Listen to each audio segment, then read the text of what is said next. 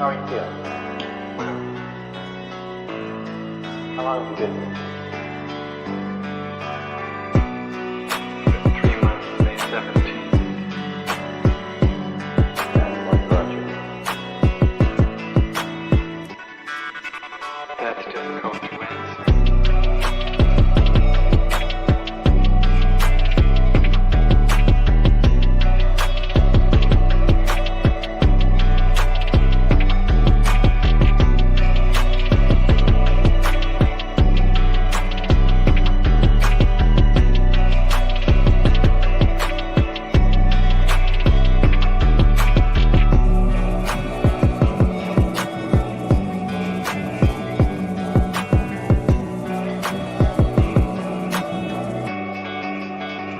Some idea.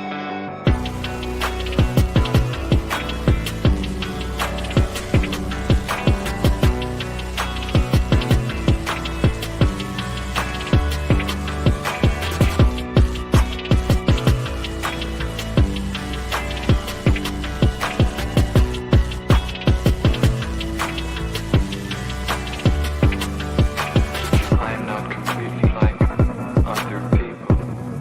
What do you mean by that?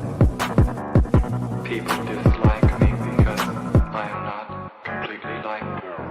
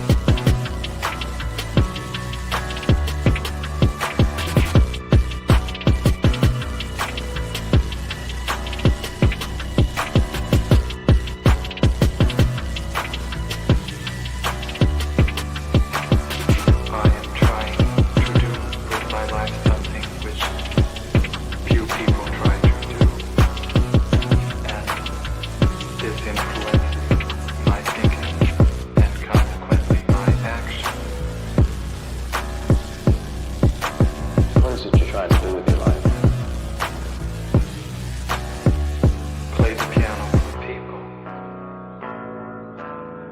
I'm not clear. How is it that playing the piano for people has eventually resulted in your being here in the hospital?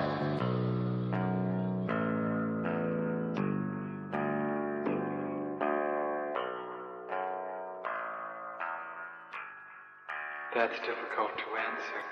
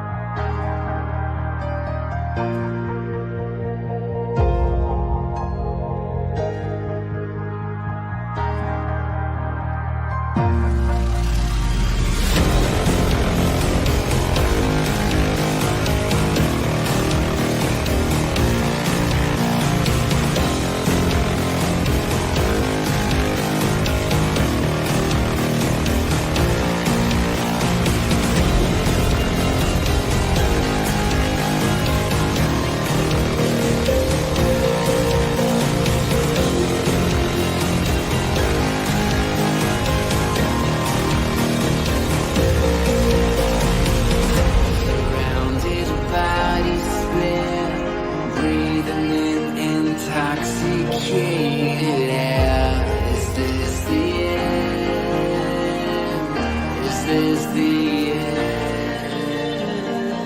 There's a noise inside my head of crying people facing death. Is this the end? Is this the end?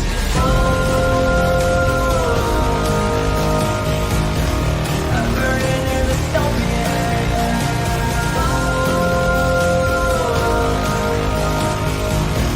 There's no place to hide.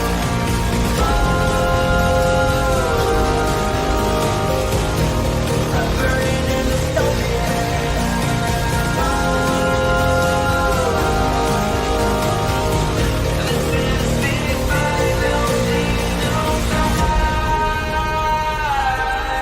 What have we done to the world?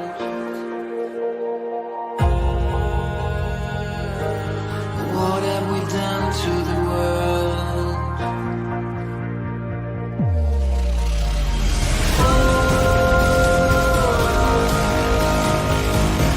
I'm burning in the stone.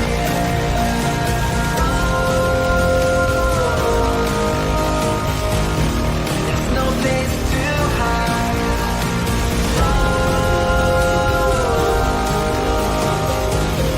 I'm burning in the stone.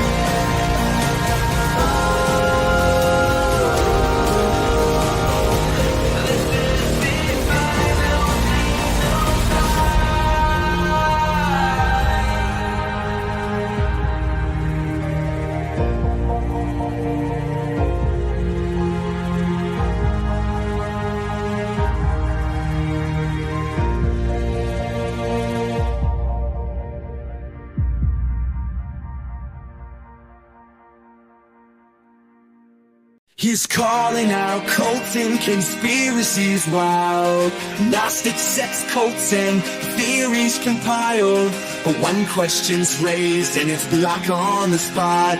No room for dissent in the world he's got. But the crowd starts to laugh and they're starting to see a whole lot of words that just don't agree. Oh, Emperor James, are you feeling the breeze? Might wanna look down, see what's caught at the knee. He's the Emperor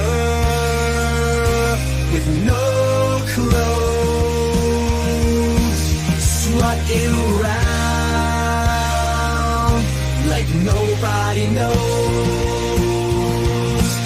shouting loud, thinking he's wise,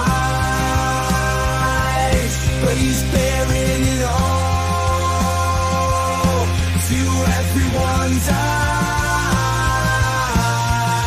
He's the Emperor, yeah, with no disguise, slipped down by his own price. The fat is an intellectual line. Oprah's got mind control, powers divine. He's calling Saint Michael the devil in charge, and telling the Catholics they got it too large. Oh James, don't you know it's a tricky game when you're calling out folks but you're doing the same. You say it's the truth only you understand, but the crowd's got a mirror showing just where you stand. He's the Emperor with no clothes, strutting around like nobody knows, shouting loud, thinking he's wise, but he's bearing it all to everyone's eyes. He's the Emperor, yeah, with no disguise, stripped down by his own pride.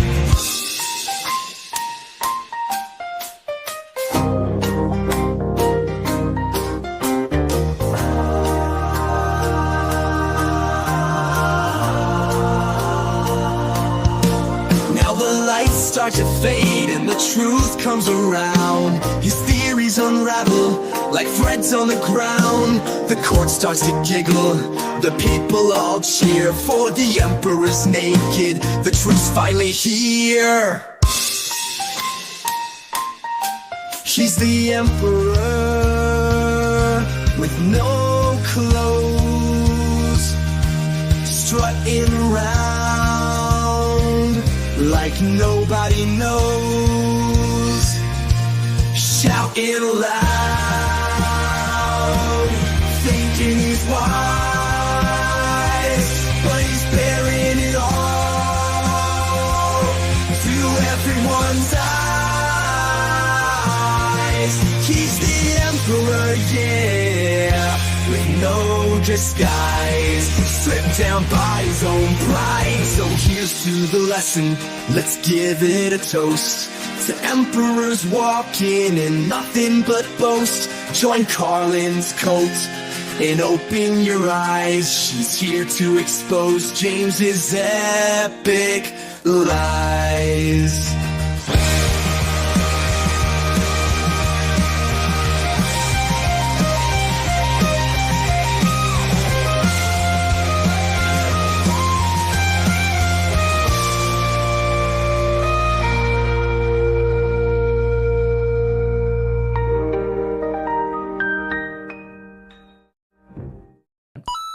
Truth Lover 69 sent $10. I had a scary dream last night that Karlin Borisenko kept screaming at me that I did not understand the left, and I was crying and kept saying like this. But she just kept screaming that I did not understand and she would teach me. Oh, that's pretty funny. Yeah, that was accurate. Yeah, that was an accurate super chat.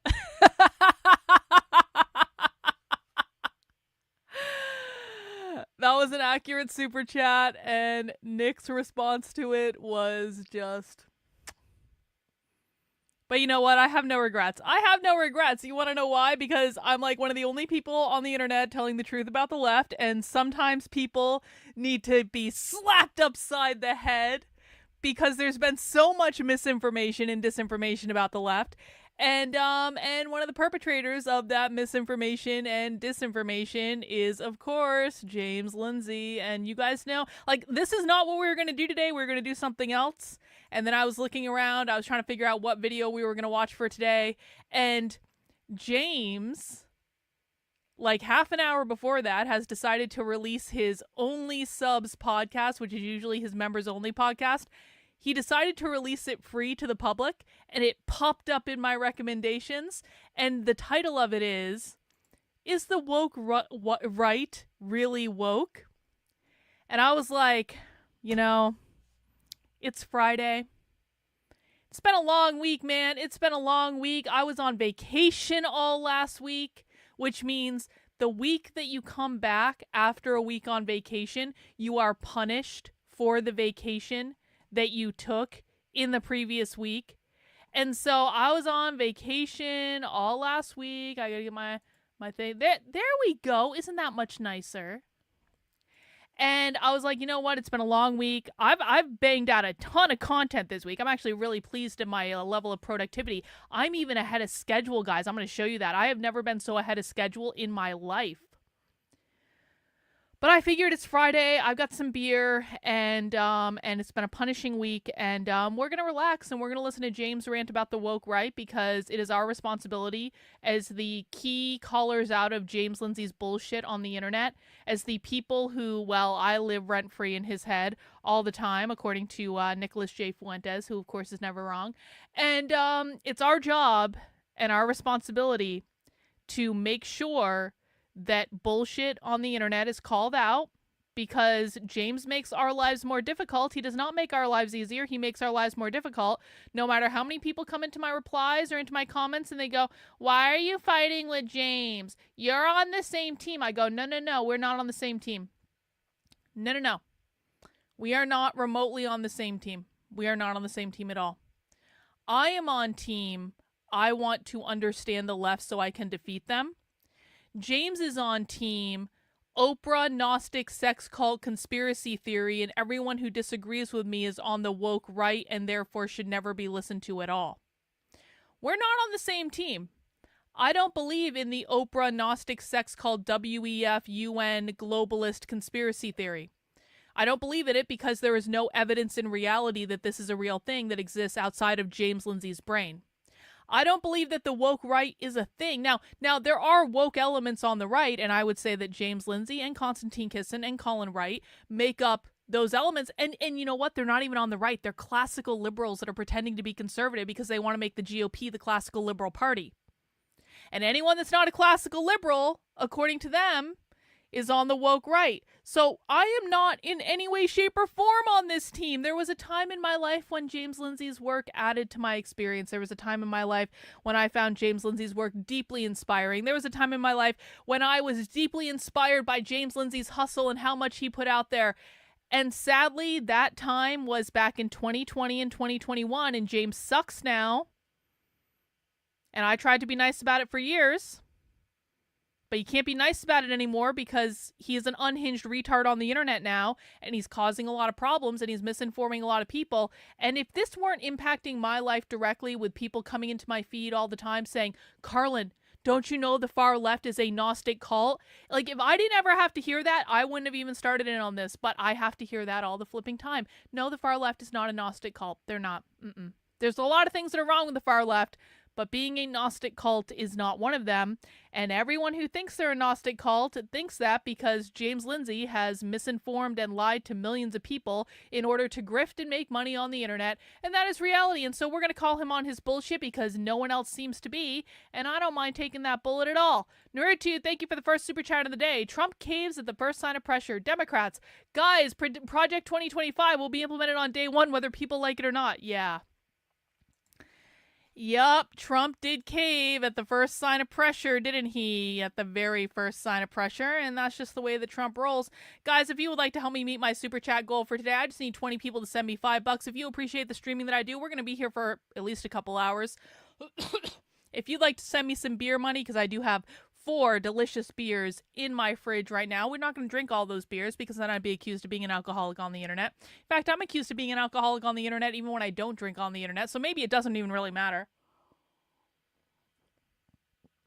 But if you appreciate the work I do and like to contribute to the beer fund, please feel free to send in a super chat. I do have a $100 super chat goal per stream just to kind of keep things on track. If 20 of you choose to send in $5, we meet that goal. Not really a big deal. Now, I can see that today's going to be a day where YouTube has not sent out notifications for my stream. So I do need everyone to make sure to mount the like button for me to make sure YouTube actually does recommend my video. And I'm pleasantly surprised that I'm streaming on Twitter right now, because I changed my profile picture yesterday, which I thought was going to prevent me from streaming on Twitter. So, hi everyone on Twitter. It's good to be back on Twitter. Christina Buttons, the whore that works for the Manhattan Institute as a so-called investigative journalist, decided to get my Twitter account locked for 2 days this week. So, I really haven't been streaming on Twitter, and that's not my fault. It's Christina Buttons' fault for wrongfully locking my account because I posted pictures of her porn from when she was a hardcore porn star before she decided she was a conservative. She spent like 8 years as a hardcore porn star, and Christina Buttons doesn't like people talking about that, but I've seen Christina Buttons eat more cock than I am comfortable with seeing because it's public on the internet, and so, you know, if I have to see it, so does everyone else, and that's just the way it goes. Anyway, we're back on Twitter. Everything's working fine. Hopefully Christina Buttons remembers that she's not supposed to be a censorious bitch on the internet, but who knows? Who knows? No one's really heard from her in a little while. Anyway, guys, I also have, let me know if you guys want to do this. So yesterday, yeah, like I you know, Reagan, I think this is a really good piece of advice. If you used to be a whore, and I think we can all agree that porn stars are whores, okay? I think of all the things that should not be controversial, I think we should all be able to say that if you are a porn star, you are a whore, and maybe you've reformed your ways. Maybe Christina Buttons did actually become a conservative investigative journalist. I've never found any of her journalism to be particularly compelling, and I actually have read her journalism, and I even paid her money to read her private paywall journalism, and I never found it to be particularly compelling, but maybe she's reformed, I don't know. But if you spent 8 years as a hardcore porn star getting yourself fucked on video for money, can we just admit you're a whore? Can we just admit that?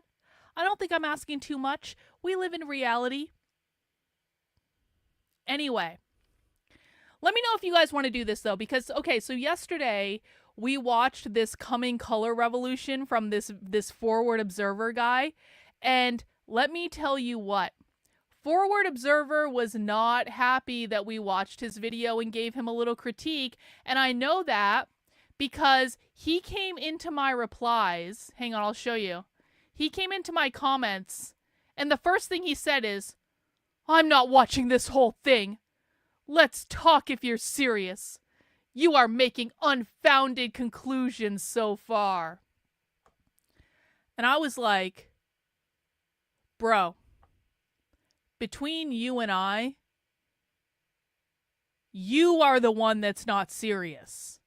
Because we watched his entire video about the coming color revolution, and he didn't know anything about the far left. He knew nothing. He was shilling conservative grifter talking points to get people to pay him $200 to give him these daily briefings and all that stuff. And we got into a whole back and forth on Twitter where he again continued to prove that he knew nothing. But my favorite part of the back and forth was he honestly said, "I wasn't talking about the far left." Really?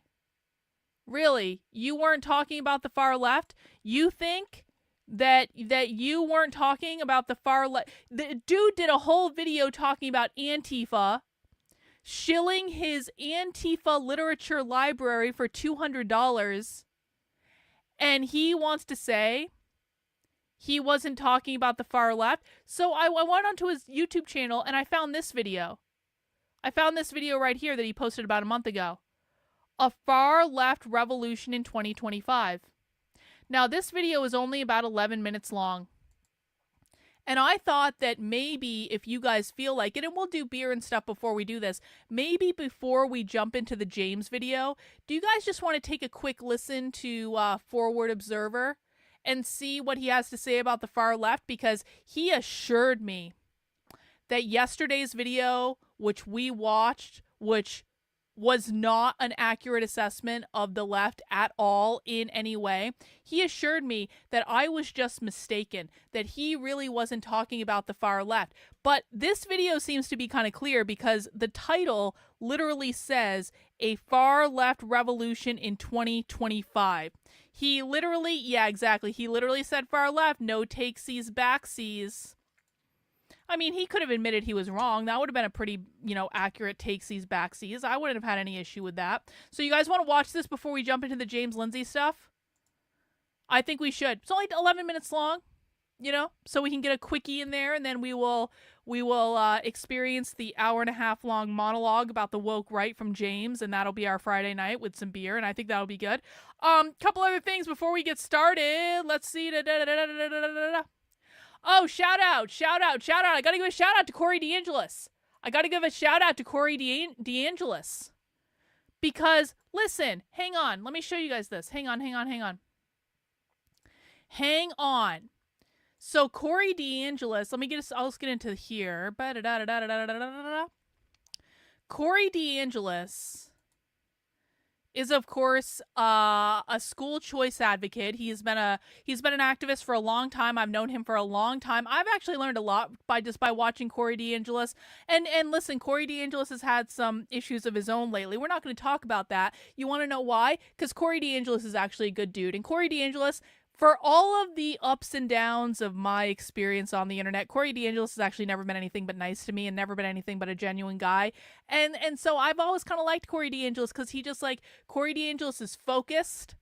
He keeps his head down. He doesn't usually engage in internet bullshit and nonsense. And I have to give a shout out to Corey DeAngelis because Corey DeAngelis shared my Substack today.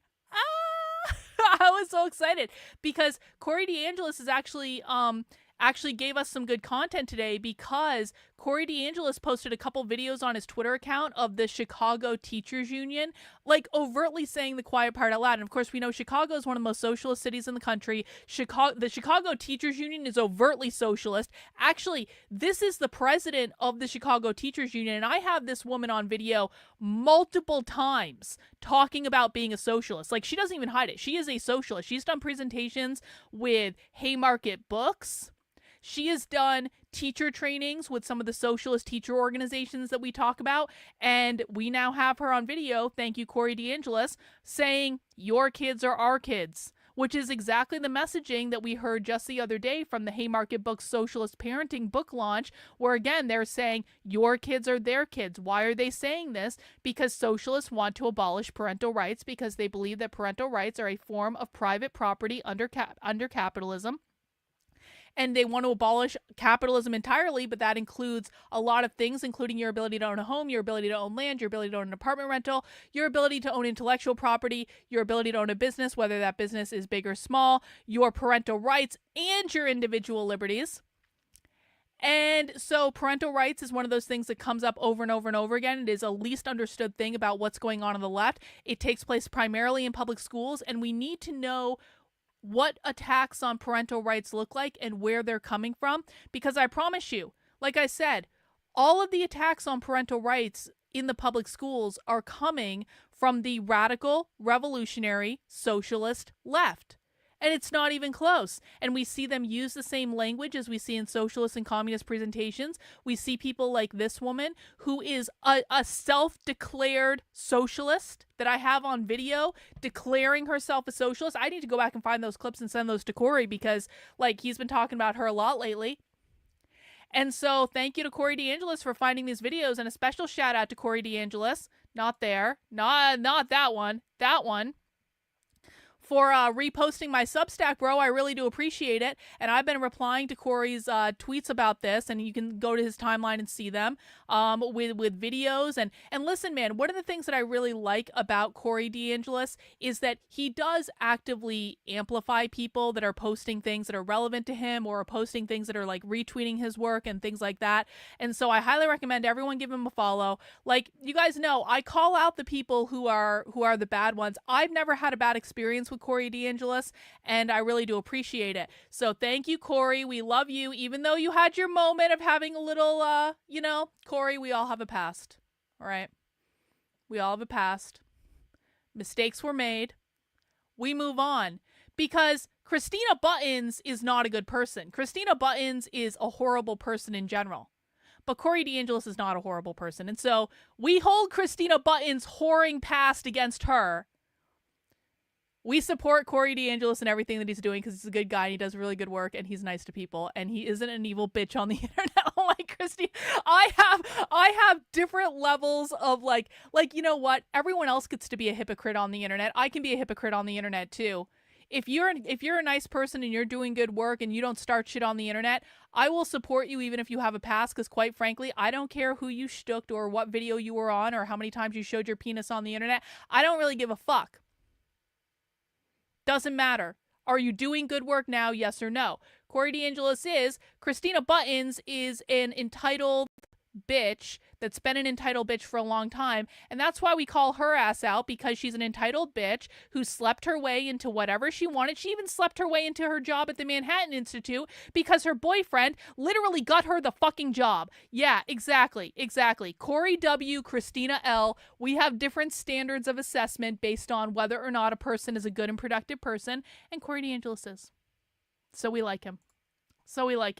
Who we do not like currently is Benjamin Boyce. Now, a couple of you may remember that let me acknowledge some super chats. Hang on. Actually, only one more. Elena! The conservative journalist. What is she again? She is a whore. Elena. Christina Buttons is a whore. She's a whore. She is a whore. We should be able to say this. Porn stars are whores. Her porn name is Rita Lovely. True. And she is a whore. Indeed. Anyway, I want to talk about Benjamin Boyce for a second, because we're doing a little experiment with Benjamin Boyce right now, and this is also going to become relevant for something that we're doing on Monday. So Benjamin Boyce, I actually never had an issue with Benjamin Boyce, never had an issue with him at all, never made trouble for him, never said anything negative, because I actually do generally speaking, like what Benjamin Boyce has done. I think his documentary about Evergreen is incomparable. I think everyone should watch this documentary. I've watched it several times.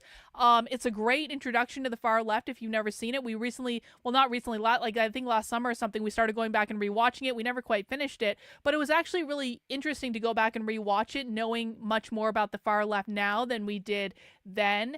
And so I never had any problem with Benjamin Boyce until Benjamin Boyce started sharing gossip about me that wasn't true on the internet out of nowhere for no good reason.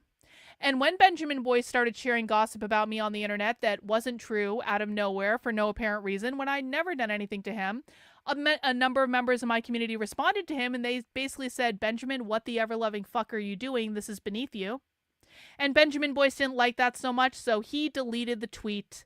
And he never admitted any wrongdoing, and he never apologized, and he never took it back. He just deleted the tweet and pretended it didn't happen. Well, that's not good enough for me, Benjamin. That's not good enough for me. So before I went on vacation, we started a little mission, and we started it with Helen Pluckrose, where we started tagging Helen Pluckrose in all sorts of relevant information, and we basically drove Helen Pluckrose insane within the matter of 24 hours. And now Helen Pluckrose apparently has left Twitter, I heard. Helen Pluckrose has just left Twitter entirely. That's fine. I don't really care. That bitch was crazy. That bitch was always crazy. And we tried to reason with her, and we tried to be very nice to her, and it didn't work and all that stuff. And so when that was going on, I said, we're going to do a little experiment with Benjamin Boyce, and we're going to do it with Peter Boghossian too, starting on Monday. I want Benjamin Boyce to show his true colors.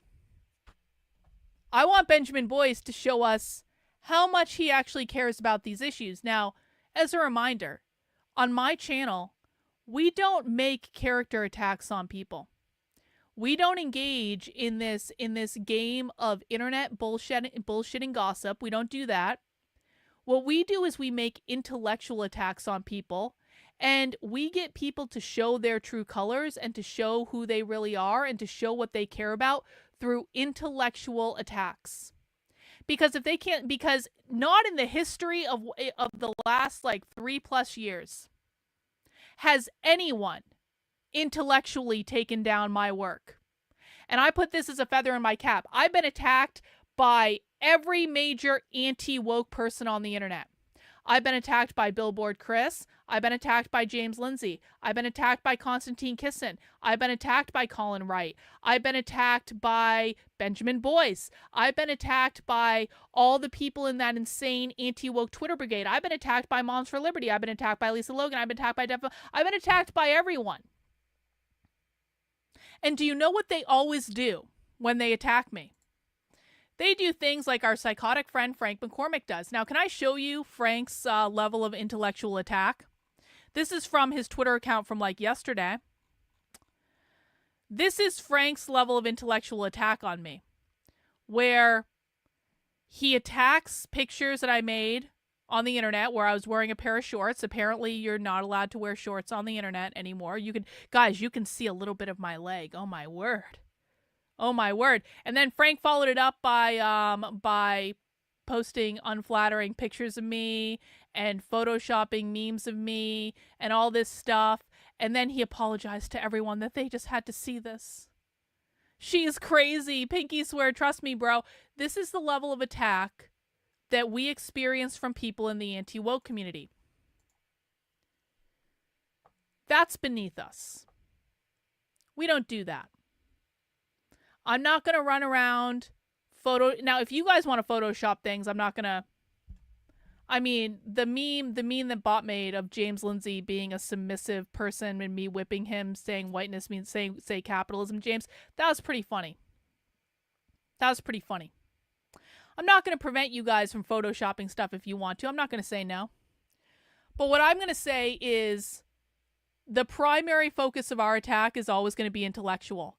Because when they attack me, not once, not one single time, has any so-called anti-woke person that's ever attacked me made an intellectual attack on my work. Do you want to know why? Because they can't. There is not one single intellectual attack that these people can make against me that I can't answer very quickly and very easily with a video clip or some sort of recording from the far left to say, here is where you are wrong, and here is why you are wrong, and here's mountains of primary source evidence saying that you are wrong. So they don't make intellectual attacks against me. They solely make character attacks. And that is why, even though every once in a while we can have fun with memes and stuff like that, but that is why the majority of our attacks on people have got to be intellectual. We need them to intellectually expose themselves. And they expose themselves when they don't respond. They expose themselves when they ignore things. They expose themselves when they make character attacks rather than intellectual arguments. They expose themselves based on their own behaviors, okay? And I know it's not as sexy as an internet argument where you're going, you're fat. No, you're fat. You're ugly. No, you're ugly. But I'm not in the 5th grade and I don't want to play that game. I want to make intellectual arguments. So I'm playing a little game with Benjamin Boyce. And that game is called, do you actually care about exposing the left, or do you care about sucking James Lindsay's cock? And so one of the games that I'm playing with Benjamin Boyce is every time I post clips of the far left, just very simple primary source evidence, I send Benjamin Boyce a DM. And because I'm sending Benjamin Boyce DMs, I have a whole backlog of a direct message conversation that I'm sending Benjamin Boyce useful primary source evidence, and Benjamin Boyce is not responding to it at all, and he's ignoring it, and he's pretending that he never made baseless character attacks against me. But I now have a record of a communication series where I'm simply sending Benjamin Boyce primary source evidence about the left, and now today I followed up with it publicly. And I said, I just sent the following clips to Benjamin Boyce to see how seriously he takes this problem of the far left attacking parental rights. This is Abolish the Family Socialist Sophie Lewis saying fuck parental rights. You can find this. I'll put this this thread in the chat if you want to check it out. You can also find it over on my Substack in the article I did about the Chicago Teachers Union today. This is a video from the Denver Communists explaining they believe parental rights, which they call child ownership, is a form of capitalism and private property. That clip didn't load in the tweet for some reason, but you can follow it on the link there. This is a clip from a socialist parenting book launch this week where they're saying your kids are our kids explicitly and calling to abolish the nuclear family. All attacks on parental rights come from the revolutionary far left. They believe that parental rights are a form of capitalism and private property ownership that should be abolished. Know who takes this seriously and who is sharing relevant information with you and who doesn't. And the point here is that I want to show people that Benjamin Boyce is never going to share this information. Benjamin Boyce is never going to acknowledge my work. Benjamin Boyce is going to pretend that I don't exist, even though, quite frankly, I'm one of the most prolific content creators on the subject that he claims to care about.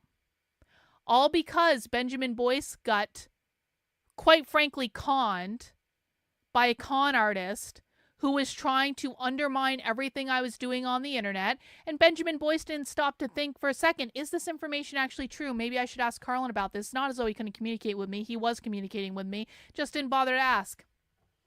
So now we're going to demonstrate through his actions or lack thereof how much he really cares about this topic.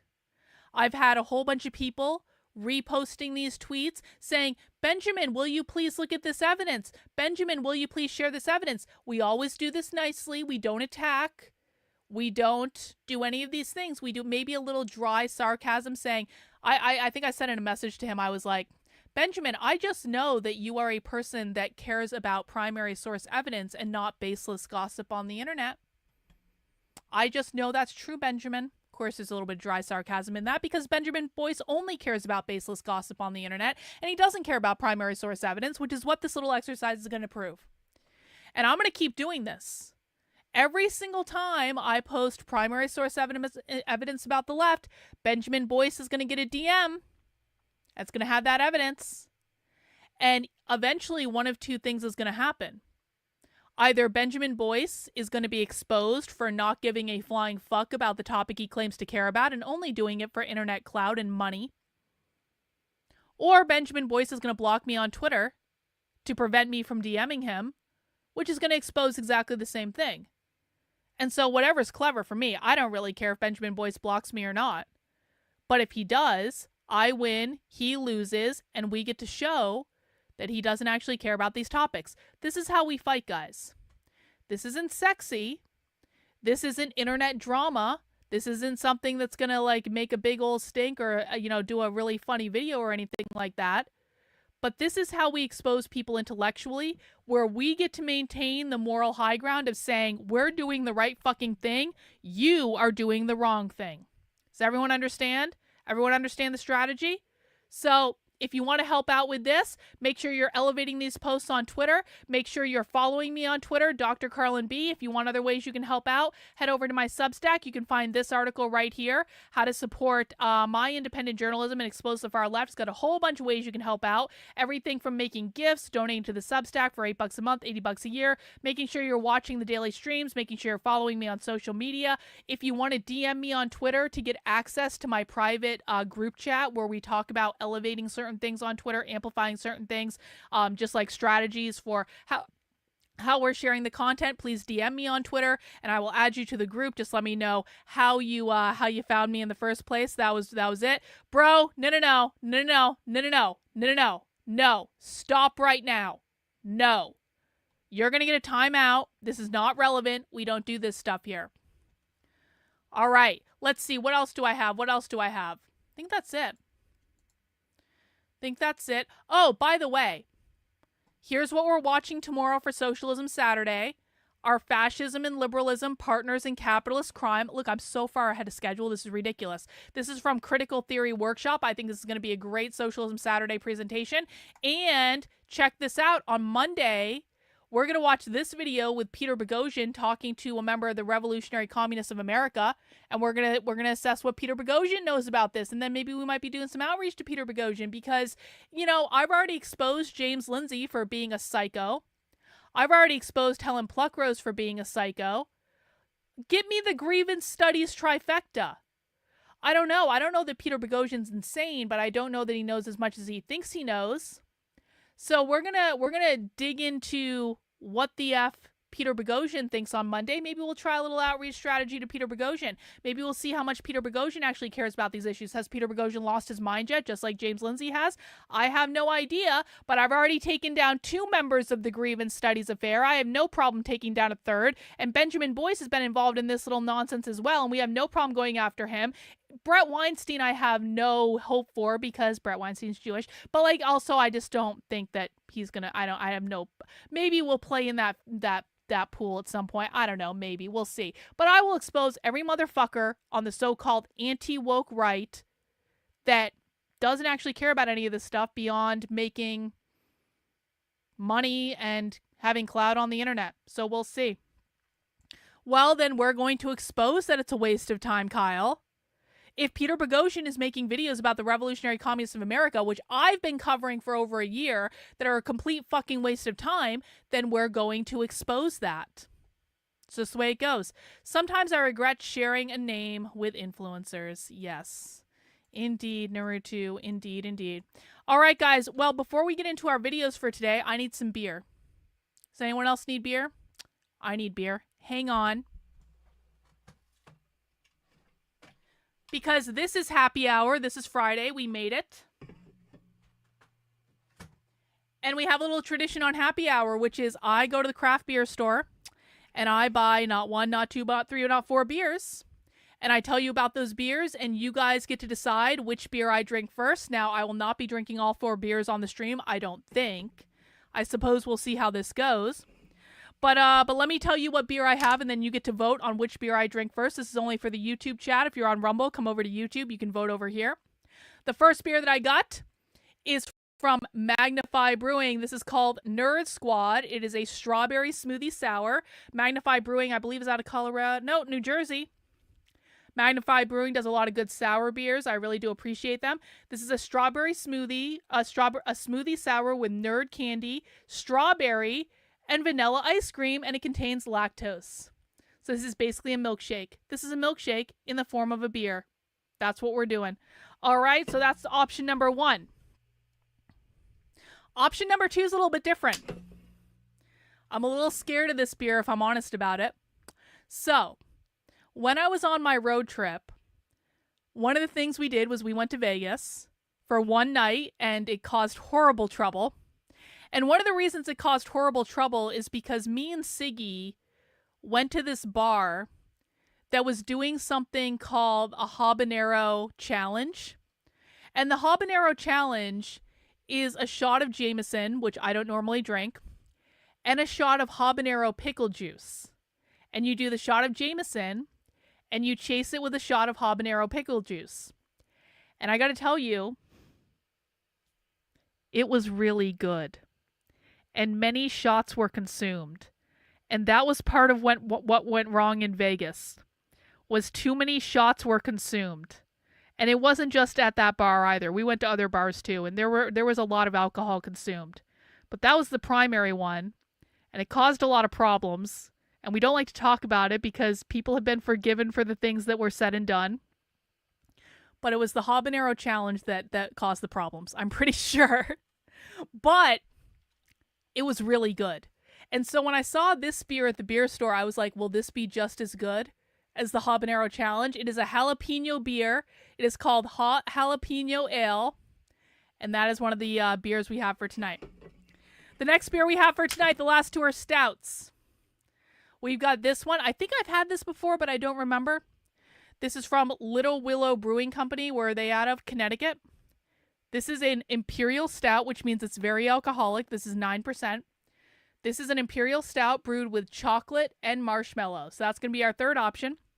And our fourth option is going to be from a brewery that I actually really like. It's called Gunner's Daughter. Or Mass Landing. Gunner's Daughter is a beer. Mass Landing is the brewing company. Where are they out of? It doesn't say.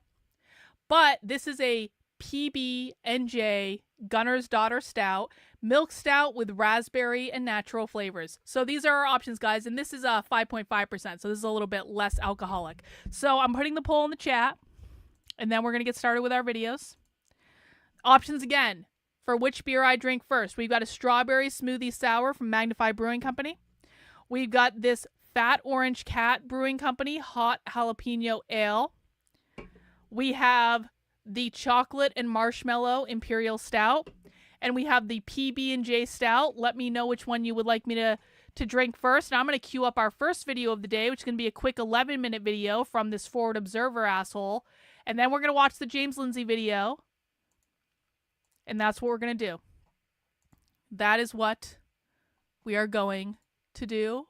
There we go. Let's see which one are you guys drinking. Please make sure you mount the like button for me, guys. If you're drinking something fun today, please let us know in the chat what you're drinking. Wow. Oh, yo, this is a close one. This is a close one. We've got 32% for the strawberry sour, the nerd sour. We've got 32% for the jalapeno ale. We've got 25% for the marshmallow chocolate stout. So last chance for votes, guys. 10, 9, 8, 7, 6, 5, 4, 3, 2, 1.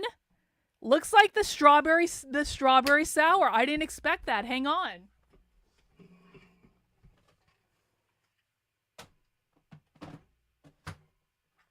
I didn't expect the strawberry sour to win at all. I thought you guys were going to do the jalapeno one and torture me. Or the imperial one, because you guys usually like it when I drink alcohol. Let's see. Let's try this strawberry sour. And of course, let us know if you're drinking something fun in the chat. Happy Friday, everyone. Happy Friday. Oh, look at that. It looks very... It's kind of an ugly color, isn't it? Oh, I wanted it to be more pink. Oh, it's an ugly color. I hope it doesn't taste ugly.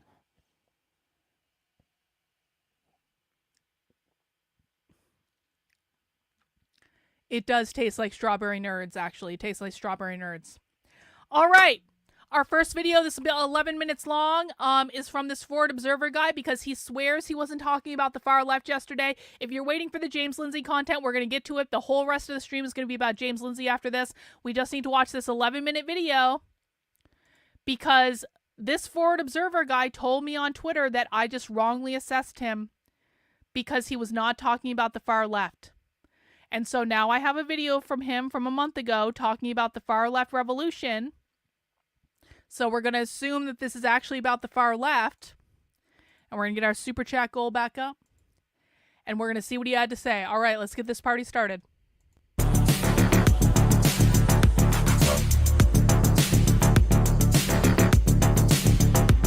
The biggest trend right now in the radical and revolutionary far left today is the lack of activity and really the lack of pre-operational indicators.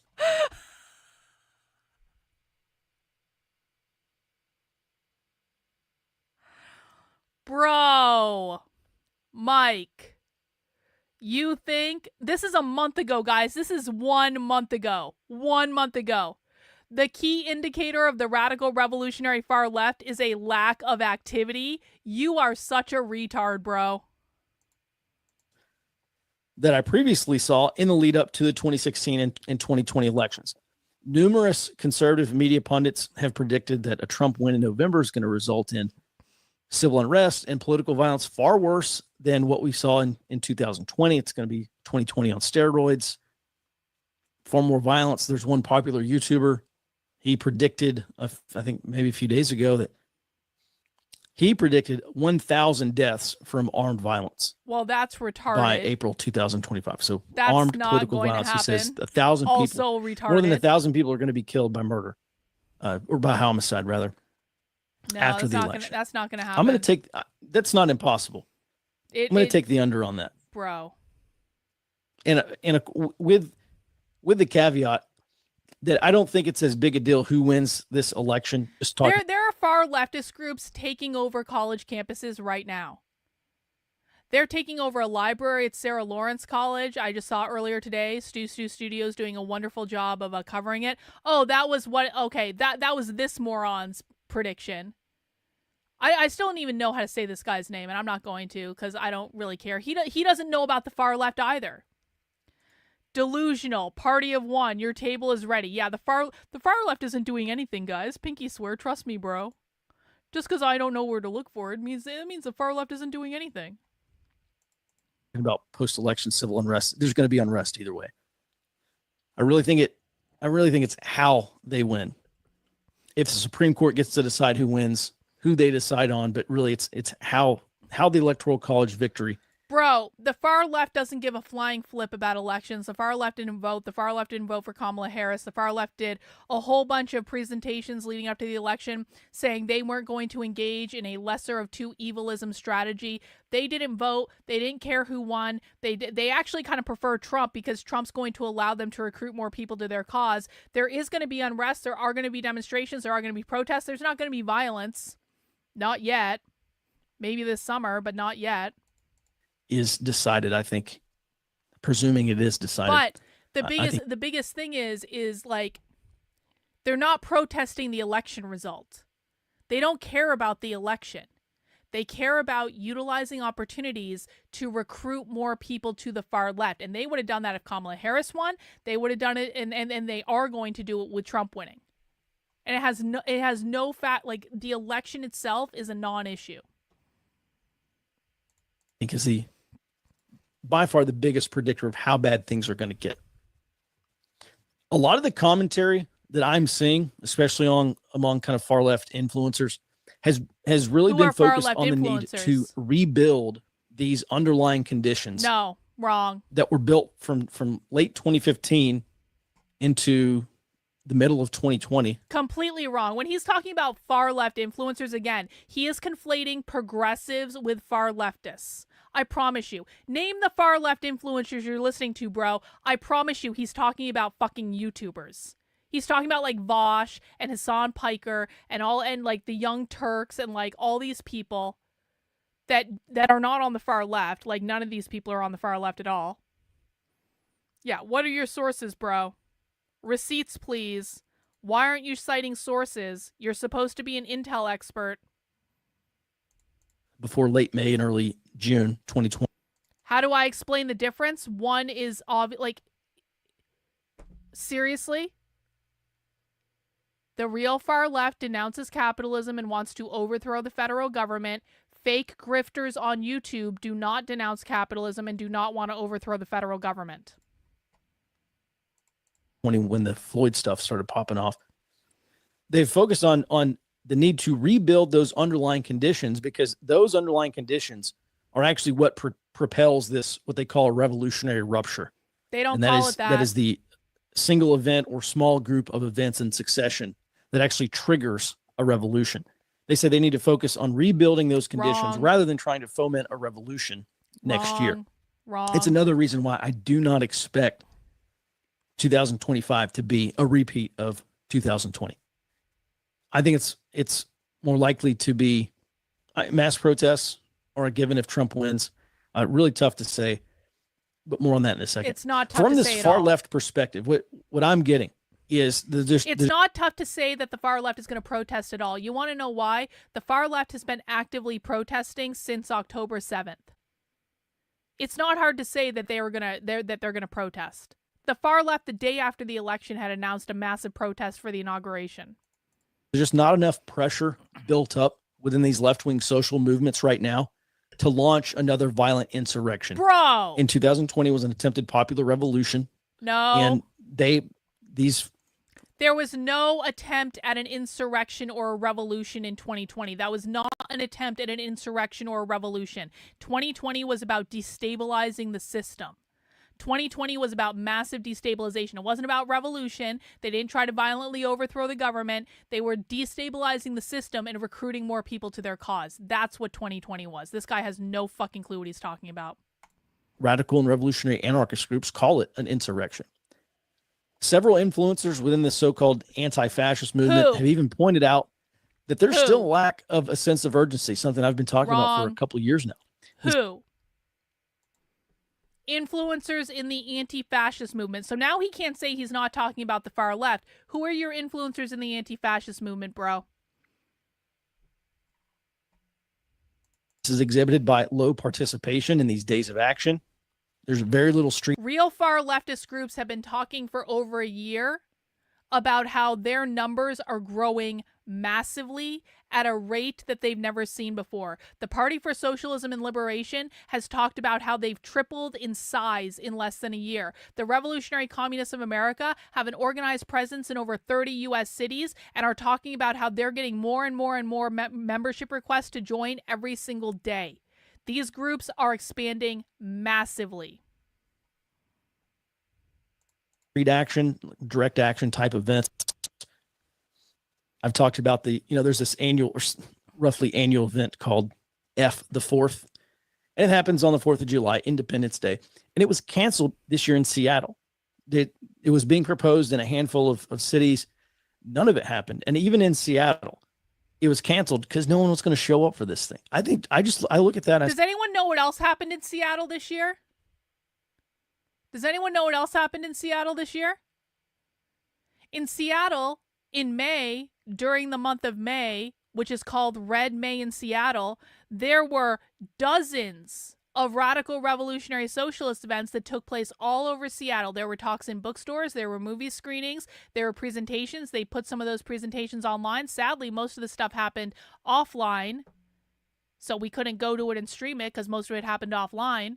But Red May is an annual event that happens with the Radical Revolutionary Socialists in Seattle that happens every single May, and it did happen this past May. There was also an anarchist book fair not too long ago in Seattle. So I don't know about this F the 4th thing. I mean, it sounds like something that they might do, but like to say that there's no activity is just completely and totally wrong. Say that's a very good barometer for the strength of the far left movement right now. No, it's not. I'm not seeing anything today because you don't know where to in the look. lead up to the 2016 election. Because you don't know where to nothing look. Like we saw in the lead up to the 2020 election. Oh my God. And I think there are a lot of good reasons to believe that the far left as a whole is going to. You're not seeing anything that indicates that they're active. Bro, the Party for Socialism and Liberation has been leading protests all over the country for the last fucking year. They've been organizing protests on college campuses all over the country for the last year. The students at Columbia University took over a fucking dormitory. There were encampments on college campuses all over the country. Even after they left school for the summer, they were still protesting. There have been massive protests in New York City all the time about the pro-Palestine stuff, which are all radical revolutionary socialists. There has been protest after protest after protest after protest in Washington, D.C. You're not seeing any activity? Are you fucking blind? They protested. There were massive protests at the RNC and even bigger protests at the DNC, and both of those groups were radical revolutionary socialists. Guys, I just don't see any activity. They're just not doing anything. There were 25,000 fucking socialists protesting the DNC.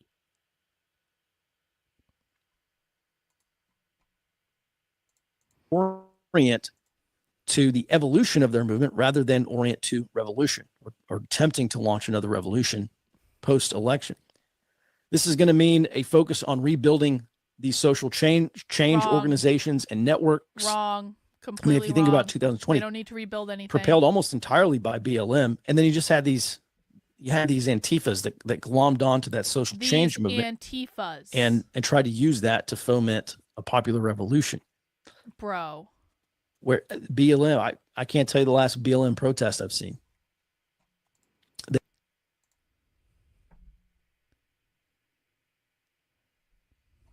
We're going to be watching a presentation this week. At some point. I don't know exactly when. We're going to be watching a presentation this week called Where Did We Go From Here? This is from Haymarket Books. They streamed it yesterday. It's like 2 hours long. I thought about watching it today, but I really didn't want to. In this presentation, there are specific BLM people in this presentation. He doesn't know where BLM is because he doesn't know where to look for it. We're not talking about the corrupt founders of the BLM movement. We're not talking about BLM, the organization. We're talking about on the ground grassroots activists, and there is at least one grassroots BLM activist in this presentation. He doesn't know that because he doesn't know where to look. And this is the problem. This guy is presenting himself as an expert on the far left. He doesn't even know who the real far left activists are. And BLM, by the way, is like the least of our worries because BLM for the far left is no longer an effective recruiting mechanism. It was an effective recruiting mechanism for a number of years, but not just because of the corruption, just because the situation has changed. Racism is now no longer the primary button that they can push in order to recruit people. Palestine was way more effective for them in the last year and a half to be able to recruit people to their cause than racism was, so they switched everything to Palestine. Now Trump is elected. Trump presents an opposition force. They're shifting their entire messaging strategy to being anti-Trump because that's going to be the best method of recruitment for the far left. The messaging cycles always change. The left will use whatever messaging they have to use to create more far leftists. That's it. They don't actually care about any of these issues. Well, I shouldn't say that. I do think there are people who do care about these issues, but by and large, the thing that the left cares about is what do we need to say in order to foment a socialist Marxist revolution in the United States? Is it about racism? Is it about abortion? Is it about Palestine? Is it about anti-Trump? Is it about immigration? Is it about trans kids? What do we need to say? And they will glom on to whatever is the thing that is going to get the most new recruits in order to their cause. Does everyone understand that? Whatever messaging they're talking about, the message is always and forever the communist revolution in America. That's what they really care about. Overthrowing capitalism in America, overthrowing the capitalist U.S. government, instilling communism in America. Bro, you are a fucking retard if you believe the left doesn't have agency. Look at this fucking moron. I think your mistake is to ascribe agency to the left. The leftist ideology is a parasitic meme that is destroying Western civilization. Have you ever seen a stupider comment in my chat before? You know nothing, bro. You know nothing. Either you sit here and learn or you get the fuck out and you go continue to whine on the internet and lie to people to make yourself feel good. But this is one of the stupidest comments that I've seen all week. Tayton, the radical left, sees this guy and laughs. The radical left, when they see Carlin, oh fuck. Yeah, the radical left doesn't like me. They kick me out of their events. Look at this. You are obviously too low IQ. No, bro. No. You're too low IQ to be here. And you just broke one of the rules in my chat, which is you will not insult me. You will not insult other people in my audience. You are in my fucking house, and now I'm removing you. Get the fuck out. You're banned. Goodbye. They are, I would say, decimated. They're far worse off than decimated. Okay, and so, bro. I look at these They're networks, I look at these decimated. organizations. They have deteriorated significantly since the heights of 2020.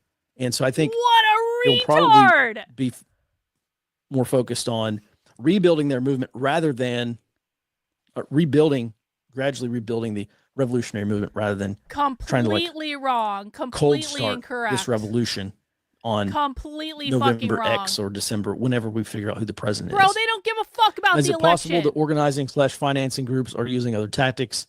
I guess this is probably in relation to the far left stuff. Yeah, I think, when conditions change, you have to change your strategies. It is, This guy's a former intel officer. I think the French Are you shitting were me? pretty famously going into World War II, expecting another to fight World War I kind of over again. That obviously didn't happen. So, just briefly, I'm reading a book right now about strategies of war, and it's about Musashi, who is this Japanese swords fighter, apparently like the best who's ever existed.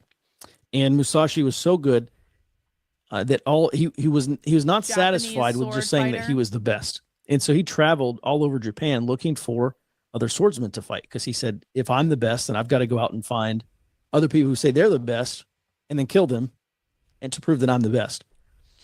And just briefly, Musashi, he wrote the Book of the Five Rings, which is a military strategy book. And one of the things that he says is he treated every duel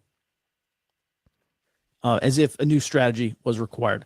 In other words, he didn't just have one strategy and he said, okay, I'm gonna fight these duels this way, and I'm gonna expect to become the winner. He said, these are different swordsmen. They use different tactics. One guy used basically like a mace, like a ball on a chain, and he would twirl it around one of the opponents who said he was the best. And apparently this guy killed more guys than the plague. And so this opponent used a kind of like a morning star, like a ball, a spiked ball with a chain, and he would twirl it around, and then he would throw it. What does this He would have to do launch with it anything? at the guy that he was dueling against. And then after he threw it, his opponent would try to dodge, and that's when he would Nothing. lunge in and kill the guy when he was distracted by this huge ball headed towards his face. And so Musashi used a different strategy. He said, all right, I gotta fight this guy in tight and not allow him room to swing this ball. Definitely not allow him enough room to throw it at me. And so Musashi did that. He fought with two swords. And so he distracted his opponent with his long sword, and then got him with his short sword. So the point is, you got to change your strategy when the underlying conditions changed. As I pointed out repeatedly, the underlying conditions going into the 24 election and into 25 are far different than the conditions we had going into late May, early June, summer 2020. In terms of the far left, I do think they have changed their strategy. I think Because you don't the know people anything about behind them. Antifa, I think, No. have changed their strategy. No, they didn't. They've had no. 4 years to dig in. No. They've had 4 years to put their people in key positions in Again, government. he thinks this is to about potentially presidential try to elections. He doesn't clear know out anything. people.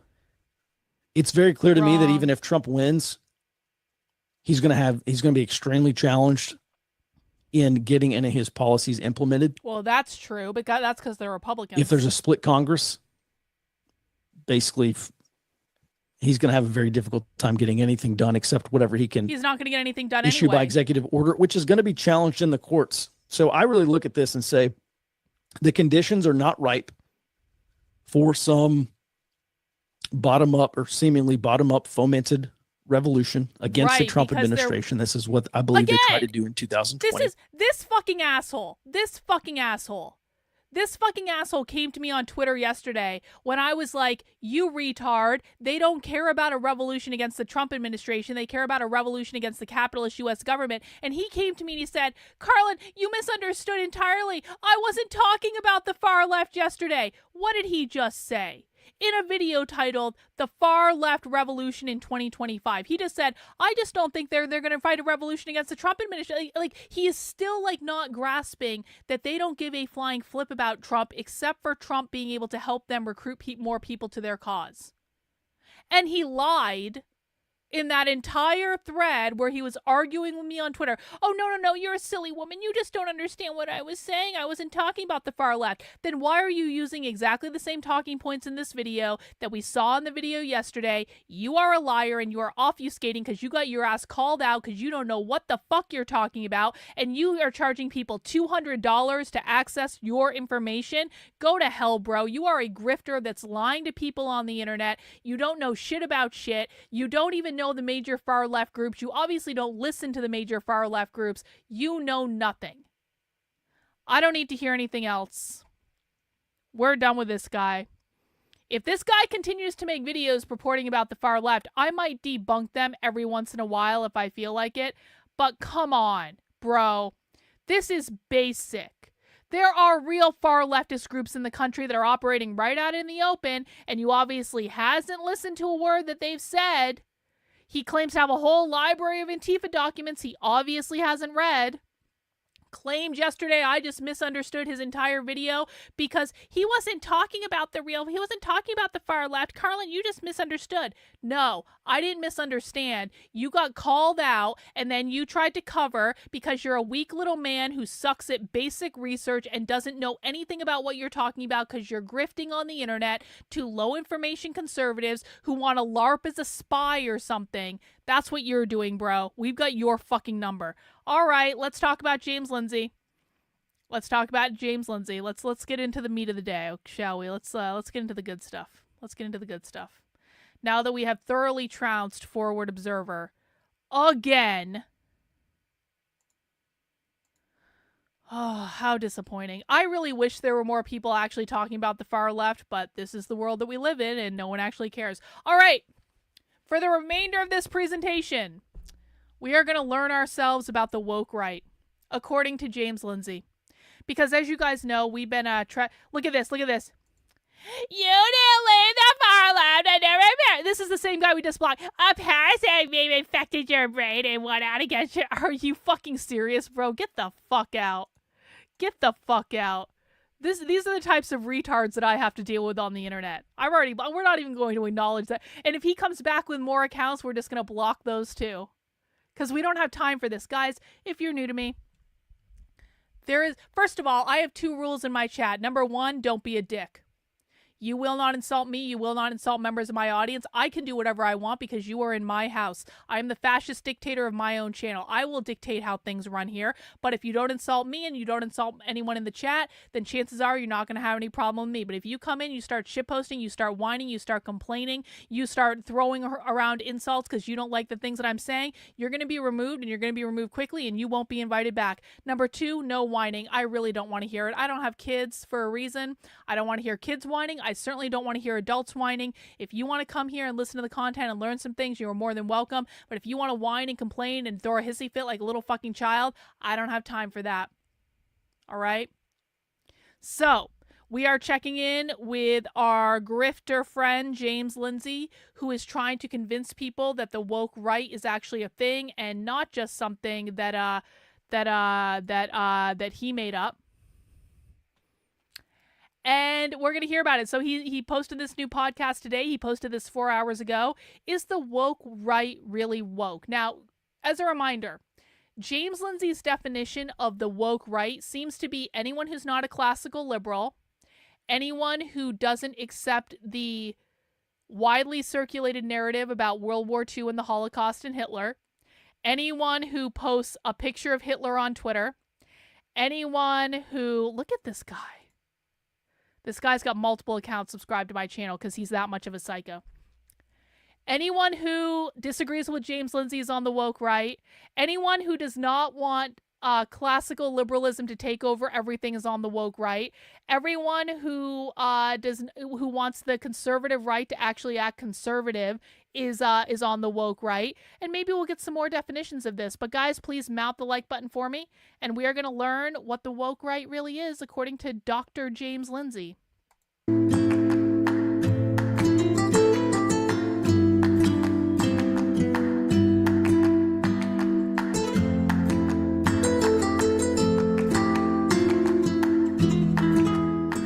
Hey everybody, this is James Lindsay, and you are listening to James Lindsay Only Subs, which is my subscribers and contributors only podcast. So thank you for your contributions. They make a difference. They keep... Hang on. Is it really going to be dangerous on Inauguration Day? No, I don't suspect it's going to be dangerous. So listen, here's the thing. So first of all, Washington, D.C. is a really big place, right? And the far left is going to congregate amongst themselves, and there's probably going to be places where like you don't want to go in Washington, D.C. if you're going to go to the inauguration. But by and large, guys, the far left is like, there's probably going to be Antifa there, and what you need to do is just be aware, okay? There are going to be far left protests at inauguration. They're going to be massive. But most of those people are really just going to be there chanting chants and holding signs, and most of those people aren't going to be dangerous. If you don't go up to them and start problems, then they probably are going to leave you alone. Now, here's what I know about Washington, D.C. and Antifa, because I've seen this several times. Antifa comes out mostly later in the day, okay? And so you have to be smart. Be around big groups of people. If you see a big group of people that's all wearing black, get the fuck away from them. Do not go up to them and talk to them. Do not engage in any conversation. Do not wear your Trump stuff out at night. Like, if you're going to go out at night, don't be carrying around a MAGA flag or a MAGA hat or anything like that, because there are probably going to be Antifa marching in the street that night. I've seen this happen several times in Washington, D.C. And if you're going out by yourself and you're wearing Trump stuff, chances are they're going to want to beat the shit out of you. So you have to be smart about this, all right? I've seen a lot of Trump supporters. The last time I saw this happen in D.C., I saw like Trump supporters purposefully antagonizing Antifa by going through BLM Plaza. If you're going up and trying to purposefully antagonize them by walking through their spaces wearing all your Trump gear, don't be surprised if you get the shit kicked out of you. But if you stay away from them and you stay with large crowds of people and you are smart about going out at night and you don't wear all your Trump stuff at night and you don't walk alone at night, you're probably going to be okay. But just again, be smart. There's going to be a lot of Trump supporters. You guys will be able to help each other and protect each other. But Trump supporters, and I'm sure this isn't you, but I'm saying in general, Trump supporters can be really fucking dumb about this because they're like, we won and we should be able to wear our Trump merch. I mean, maybe you should. But if you're going up to a group of far leftists with all your fucking Trump shit, purposefully trying to taunt them and antagonize them, you're the one starting shit. So just be smart, stay away from them. It's going to be clearly visible who they are. Don't start trouble, and you're probably going to be fine. New discourse is going. That might matter a lot because I'm pretty heavily under attack now. And the reason I'm under attack, a lot of you know, is because I've been going after the woke right. So I thought it'd be fun to read an essay by a woke right person. Who is, of course, denying that the woke right exists. Now, this is obviously, in the time I'm recording this, this is October of 2024. Who is that, James? And I say that because a lot of people are believing that, I created the term woke right and am trying to force it be into existence. And as it turns out, I did not create the term woke right. I came across the term woke right, and I thought it was an interesting term. Now, I've done a bullet podcast on what the woke right is, so I'm not going to elaborate. But the short version is that the woke right is that set of people claiming kind of an ultra-conservative set of values that they are then promoting through what appear to be woke or leftist methods. Another way that you could see that is that it is it's like almost a postmodern conservatism or a postmodern traditionalism where it's a put on, it's a show, it's a LARP, it's a pretend conservatism. James, of course, does not want to acknowledge that he engages in leftist tactics all the time. James engages in cancel mobs. James engages in cancel culture. James lies and deflects and says people are groomers and racist and woke right when they're not. James calls people anti-Semitic when they're not. James hurls insults at people to get them to shut up. James makes character attacks on people instead of intellectual arguments. James calls me a narcissist all the time because someone else in my community wrote a fan fiction. James spread a rumor about me that I wanted to fuck him because I made a joke 3 years ago saying he had a giant sword. So I'm just going to say, James, yeah, I mean, like, let's actually just talk about this for a second. James Lindsay literally campaigned to the Babylon Bee to cancel my work. You want to talk about woke right tactics, James? What the fuck was this? Because I have an article on my Substack where you can see the receipts from this. James Lindsay literally campaigned in public to the Babylon Bee, not the Bee, to get them to cancel my work. So don't talk to me about woke left tactics, James. You're just as woke as anyone.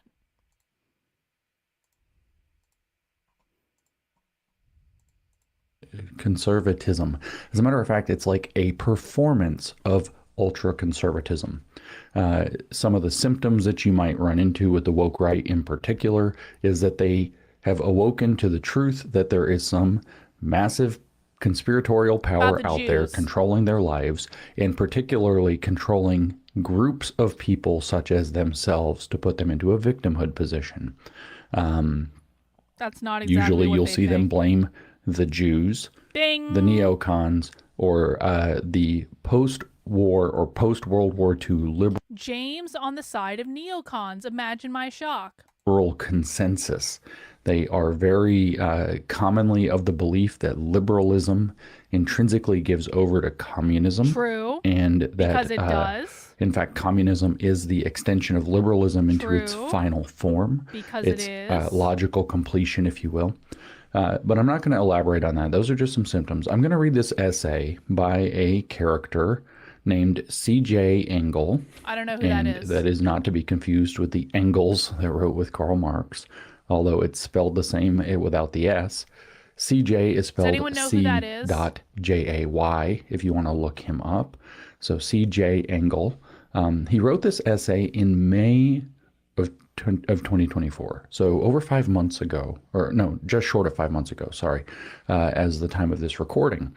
And so back in May 28th, 2024 is the date on this article. He published an article at American Reformer called "Is There a Woke Right?", which indicates that the term woke right was already in some circulation by May of 2024. I started saying woke I right don't remember in the first 2021. time I used that term. But not Maybe about I this. trafficked in it back then. I don't think I created it.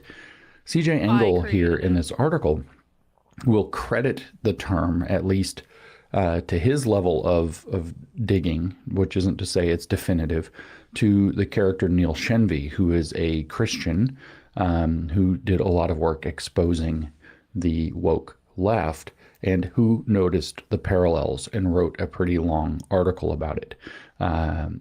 I guess somewhat before this, causing CJ Engel to respond, is there a woke right?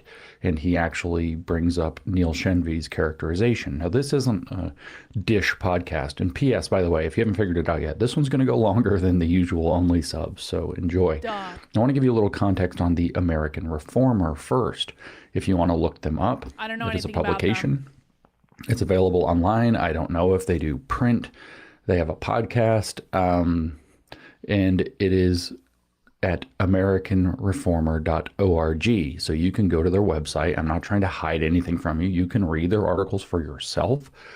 American Reformer was created in the Dallas, Texas area. So far as my knowledge of it, I haven't done a huge deep dig into the American Reformer to get all the details straight and the I's dotted, the T's crossed. I don't particularly care. But American Reformer, to my knowledge, is a creation particularly of Nate Fisher, and who's he an hates evangelical Nate Fisher. He hates and him. a venture capitalist of some scale who is involved in the Society for Americans. Nate Fisher is someone that James has argued with on several occasions. It's like a Christian nationalist where James blocks people that are really inconvenient to him. He blocks everyone in my community, but Nate Fisher is someone he keeps unblocked because James likes to argue with him for show on Twitter. It's kind of like with Nick Fuentes. Nick Fuentes is not convenient to James, but Nick Fuentes brings a lot of replies into James Lindsay's feed, and so James keeps Nick Fuentes unblocked because James makes money when he gets replies in his feed. Civic renewal, which is that if you listen to my long podcast, WTF is Christian Nationalism, I talked about the Society for, I read the manifesto for the philosophy behind the Society for American Civic Renewal. Well, Nate Fisher is the founding member of one of the lodges for soccer. In fact, the one in Dallas, Texas, at least according to their tax forms. He may not be in charge of it now. I don't know. I don't keep up with the guy.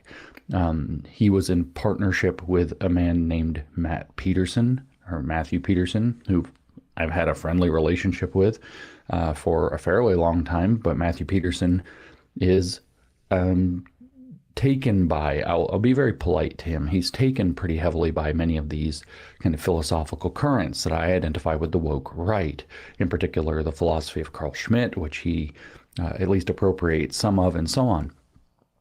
To my knowledge, Matt Peterson and Nate Fisher, I almost called him Nathaniel, that's the stumbling there, created American Reformer together. I might have that a little bit messed up, so I apologize, but I certainly associate it with them. So if I'm mistaken on that, go do internet sleuthing. I'm not trying to like call them out. Matt Peterson is currently a high-level editor, if not editor-in-chief at The Blaze, for what it's worth. Okay, so let's just read this whole article and talk about it as we go. Is There a Woke Right? By C.J. Engel, May 28th, 2024 in American Reformer, which I insist is one of the woke right publications. And he begins with a bold-faced kind of pull line, and it says, on the realization that the right isn't liberal. And so right here is capitalized. So we're now talking about the right, and I really do want to draw out as if it's an entity like the left, right? And then there's all these normal people who don't identify with the left or the right. And that plays in this kind of uncomfortable and challenging way for normal people. It plays into this space where we believe there's a political spectrum that leans left or leans right and goes out into the left and the right on the ends, or something like that, so that everybody right of center is technically associated or affiliated with or part of the right, and everybody left of center is associated or affiliated with or a part of the left. And that's not actually a good way to think about this, because there is right-leaning or conservative-leaning or whatever you want to call that, and then there's left-leaning or progressive-leaning and whatever you want to call that, who are liberal in the classical liberal sense, broadly speaking, or even to a degree in the modern liberal sense, which is its own problem. And then there are these kind of these entities that are not on the ends of that spectrum. They are actually separate from that spectrum. They have abandoned the kind of core classical liberal and modern, to a degree, liberal underpinning. And that's what he's saying again. So again, guys, James's position is that if you are not a classical liberal, then you are on the woke right. I know that most people have heard me say this. Classical liberalism means the left wins. This isn't even hard to figure out. Classical liberalism means the left gets to continue doing everything that it's doing. It gets to continue causing as much chaos as possible. It gets to continue indoctrinating kids in school. It gets to continue to push bullshit all throughout the curriculum. It gets to continue to write as many books as it wants about crazy topics. It gets to continue to control media and entertainment. It gets to continue doing every single thing that it's doing today, except that every once in a while, the right sends it a strongly worded letter saying, hey guys, can we have a conversation about this? Can we have an intellectual debate where we all wear tuxedos and drink whiskey and smoke cigars? And can we talk about this? Because we think that what you're doing sucks and we don't like it. And we want to make an intellectual debate against it. And the left goes, piss off. No. Or the left goes, sure, we'll have a debate. And then they keep doing everything they're doing anyway, and nothing changes. And this is why the intellectual dark web completely failed at solving any problem at all. They made a lot of money for the people in the intellectual dark web. And then what happened? Everything continued as usual. This is why the so-called big tent of people who were just interested in individual liberties back in 2020, it's why it completely failed to solve the problem. Because they all it was a narrative and a rallying cry to get people to vote for Trump, and it was never real. And so, like, basically, listen, in my heart of hearts, I'm an anarcho-capitalist. I don't want the government to exist. I want people to be able to say and do whatever they want as long as they're not impacting me and not forcing me to do anything. However, I also live in reality. I also live in the real world. And I know as long as we continue on any sort of like classical liberal path where every once in a while the left gets sent like a strongly worded letter saying, hey guys, can you cut this bullshit out because we don't really like it for reason X, Y, B, and Z. Intellectual arguments are never going to win this battle. The left is too far ahead. They don't give a fuck what the right says. There is no amount of intellectualization or critique or debate that's going to change any of this. And so if people want to commit to classical liberalism, then you might as well get yourself ready for communism because that's where it's going to go. And they are fundamentally different. In a philosophical sense, they are fundamentally different. And that's what C.J. Engel is starting out with. And by the way, this is another reason I say James Lindsay and I are not remotely on the same team. We are not remotely on the same team at all. No, I don't love him. You want to know why? Because he's a cuck to fucking Israel. Javier Milei needs to stay in Argentina. Why the fuck is Javier Milei constantly traveling around the world, constantly meeting with other world leaders, constantly going to Israel and crying at the fucking wall? No, I don't love Javier Milei. I don't co-sign Javier Milei. I wanted to like him, and then he just keep cucking to Israel over and over and over and over and over again. So no, I don't. But this is why I say I am not on the same team as James Lindsay, because James Lindsay is on team classical liberal. I think the classical liberal gives the left everything they want. Large letterhead on the realization that the right isn't liberal. I've been banging a drum for 6 years, or maybe longer, probably 10 years, that the left isn't liberal. We can start with virtually any of their books where they talk about who they actually are, and they start off on the left with critiques of liberalism, that they in fact are not liberal, that liberalism is all of this bad stuff. Well, the right is also not liberal. So when we say colloquially the left and the right, speaking of American politics, we have this general misconception that we're talking about people within the broad American tradition, which is kind of a classic American liberal situation. James, that's your misconception. Who lean it's not right ours. or lean left, or who tend conservative or who tend progressive. And it turns out the fact that the left is not liberal, and by the way, James is right about that. The far left is absolutely not liberal. The far left hates liberals. This is why we do not call them liberals, because they're not liberals. They denounce liberals all the time. But that's actually the point, James. That's actually the point. The far left is not liberal. Therefore, the far left is not going to play the liberal game that you want them to play. They might pretend to play it to get what they want from you, but they're not going to ever adhere to what you want. Liberalism is never going to solve this problem because it is incapable of solving this problem. people aren't that at all. And if you don't understand that both leftism and rightism are outright rejections of that entire spectrum and its fundamental underpinnings, which is classic American liberalism for Americans, maybe classical liberalism or parliamentary liberalism for other countries.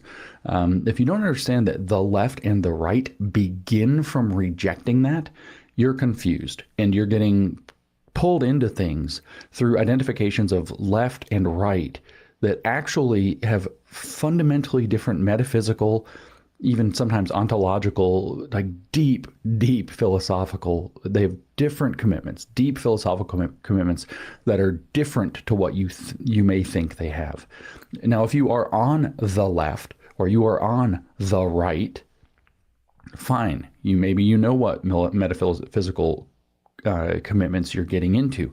But what I perceive and what I think is true is that the broad metaphysical commitments. Isn't that an odd way to put this? Especially for someone that thinks everything is about Gnosticism. Does James think that people are embracing a metaphysical religion when they're choosing a political party? Because that kind of would explain a lot about why he thinks everything is Gnostic when it's not Gnostic at all. What an odd turn of phrase. Swath of the American population, it does not know these deep philosophical roots underneath, and they hear right and left, they pick a side, and then you have the far left. It's not even the right way to phrase it. The leftists are then defining what leftism means, and everybody who identifies as left is kind of pulled into the orbit or the cult of leftism, which has been a huge problem. That's what created the woke, and that's what gave massive support for the woke, and that's what allowed the woke to infiltrate our institutions, not just through personnel, but through policy and through a literal hegemony, which is what Engels' article is going to be about. On the other hand, there are people who are the right. They are rightists. They are not conservative-leaning Americans. They are American people. I'm not saying that. They are people who have fundamentally different metaphysical and political commitments than the American political experiment. There it is again.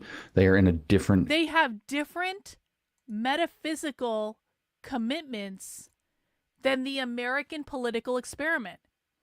James thinks that conservatives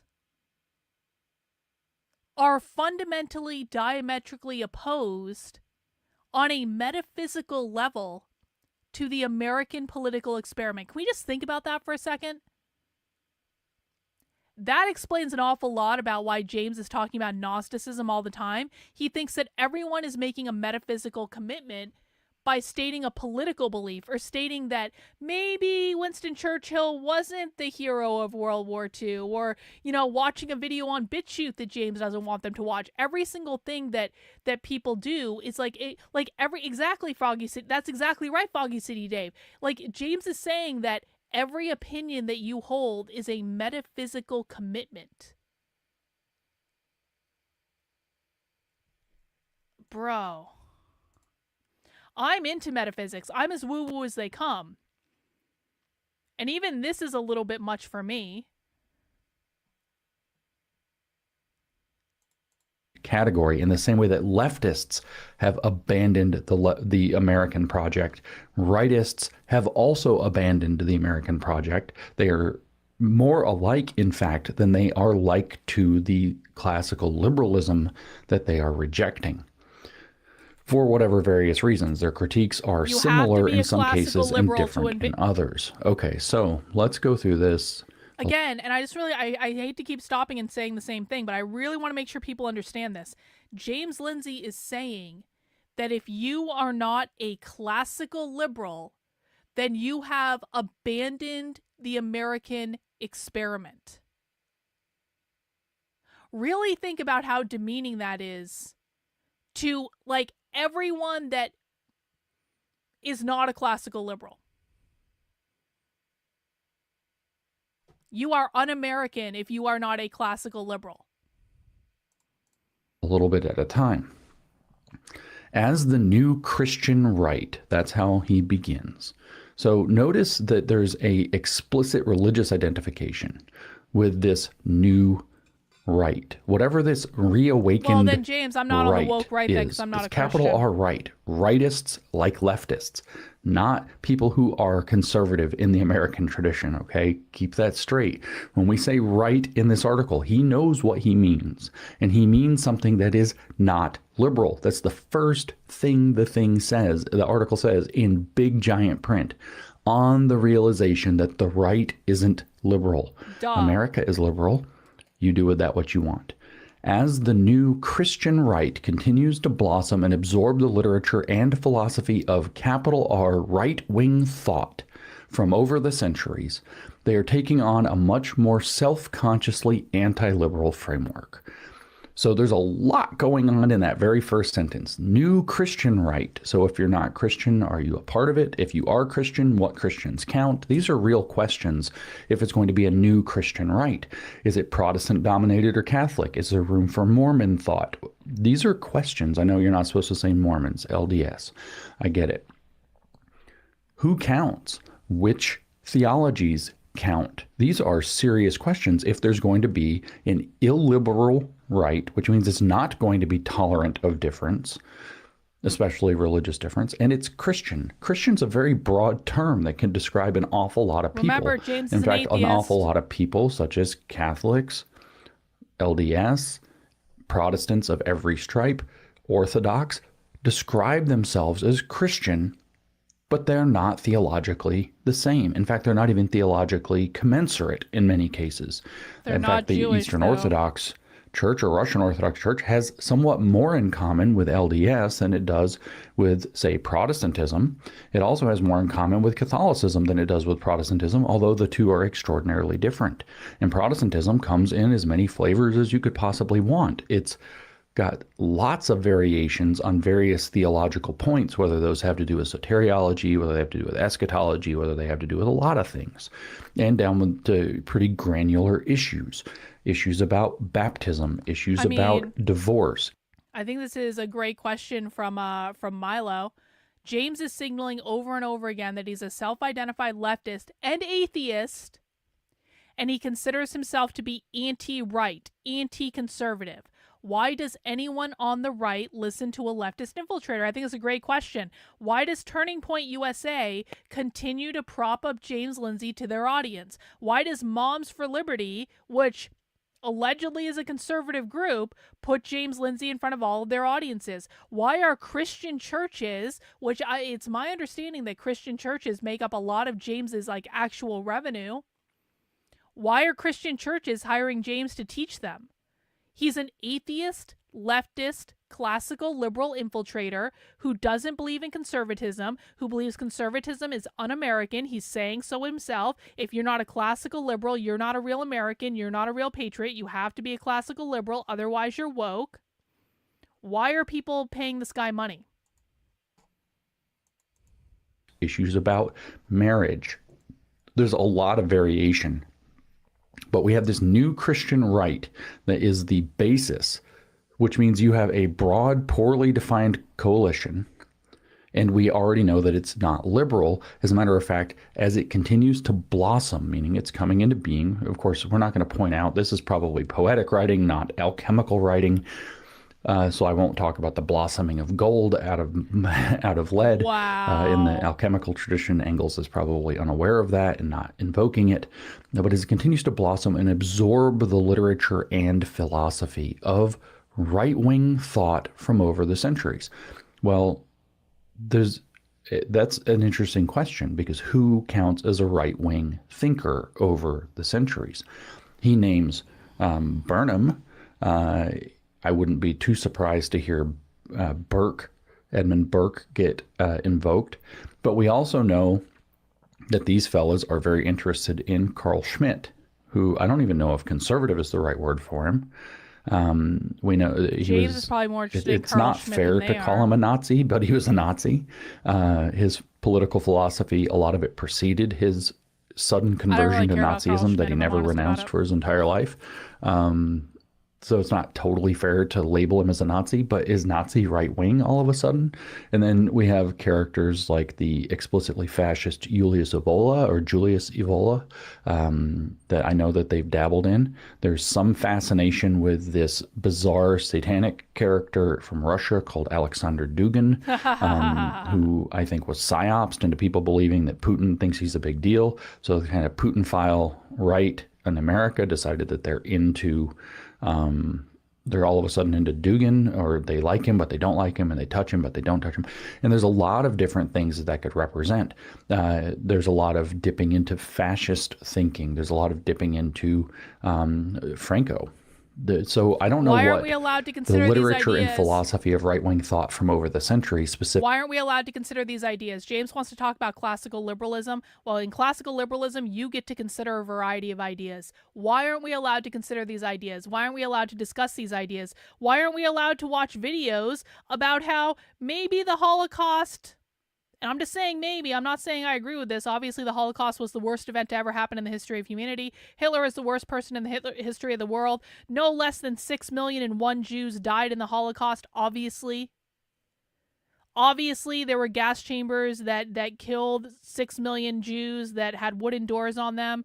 Obviously, all of this was real and none of it was fabricated. I would never say that. It is deeply anti-Semitic to ever question the Holocaust ever. It is deeply anti-Semitic to say any less than 6 million Jews died in the Holocaust. We should never even entertain such thoughts because it is deeply and irrevocably anti-Semitic. But I'm just saying, why can't I watch a video on BitChute that provides a different perspective? Am I not allowed to think for myself? Am I not allowed to take in information from other people and maybe, consider it? And I watch ideas that I reject all the time. I literally spend hours a week watching the far left, and I reject all communist ideas.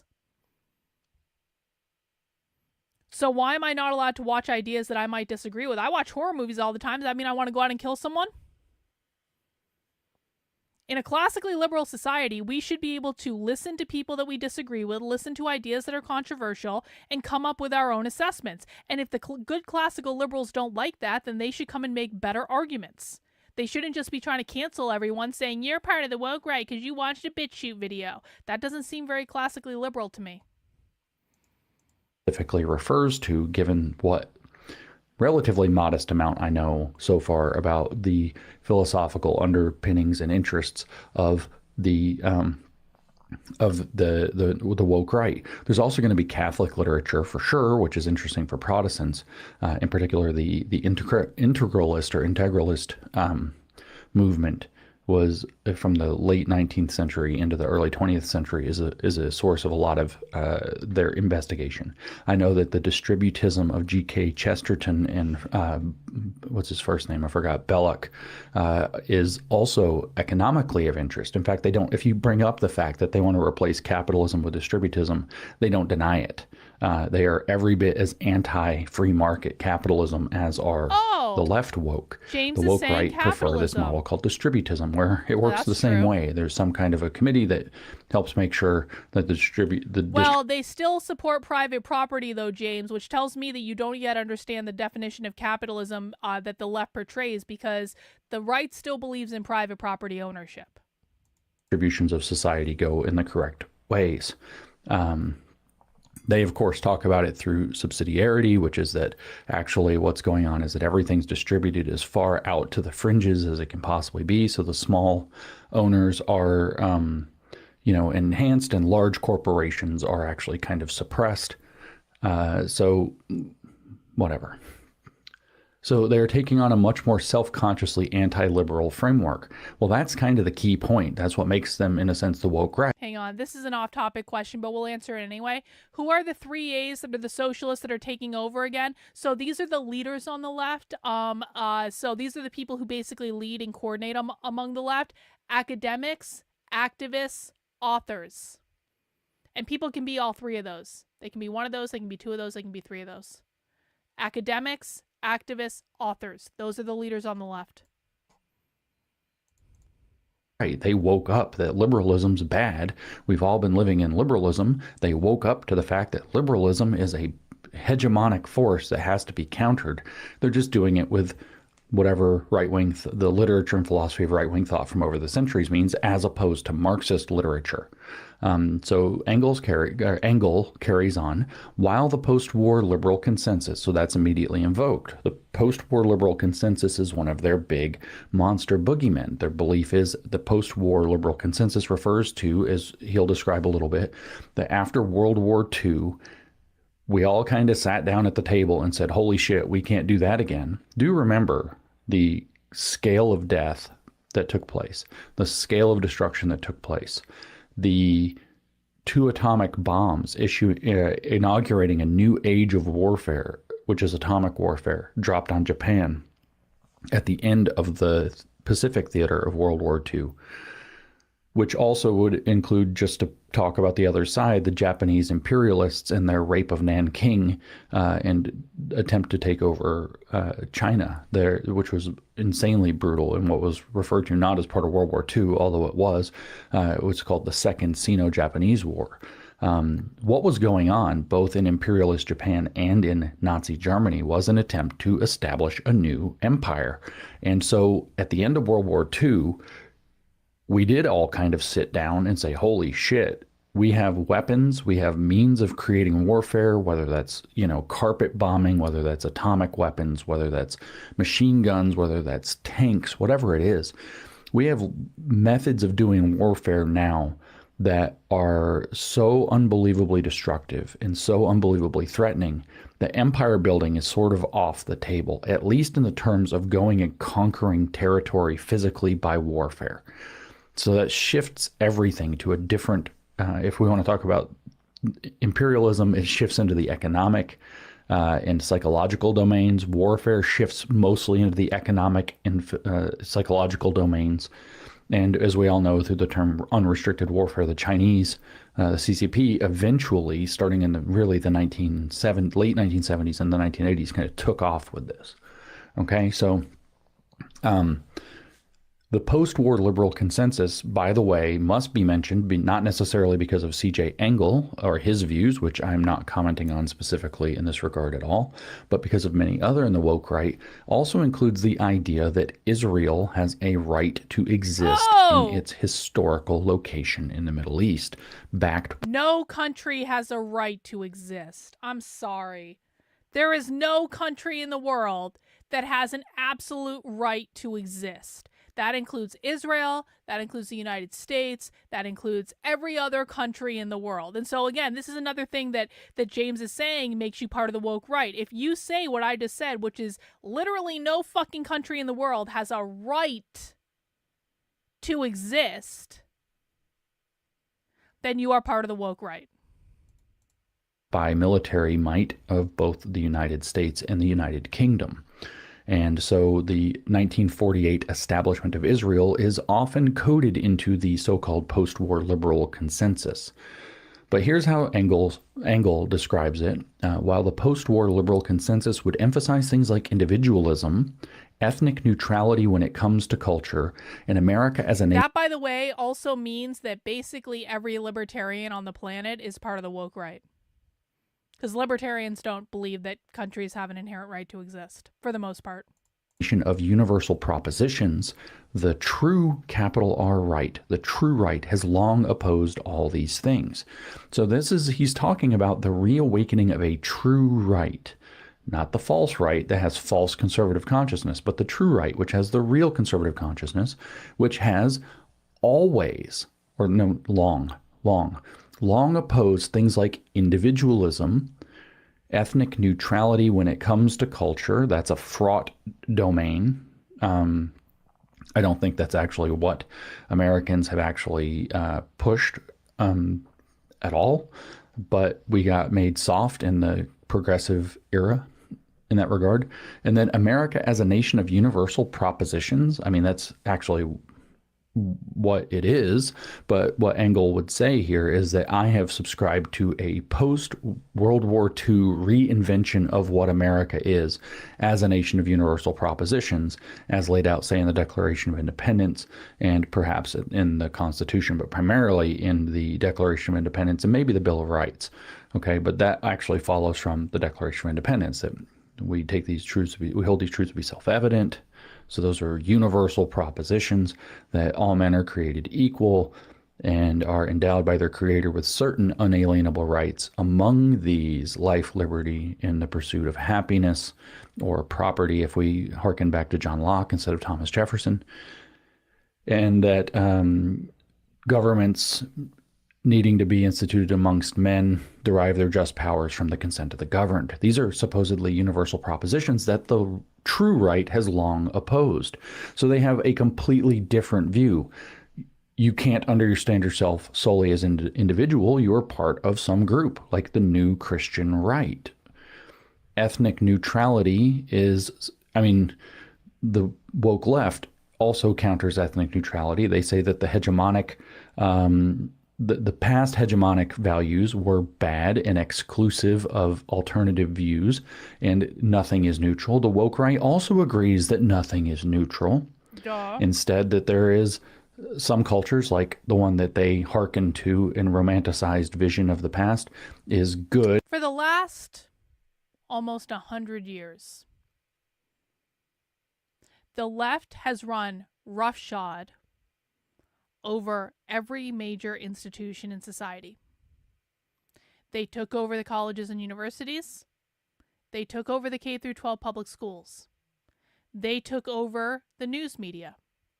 They took over entertainment. They took over nonprofits.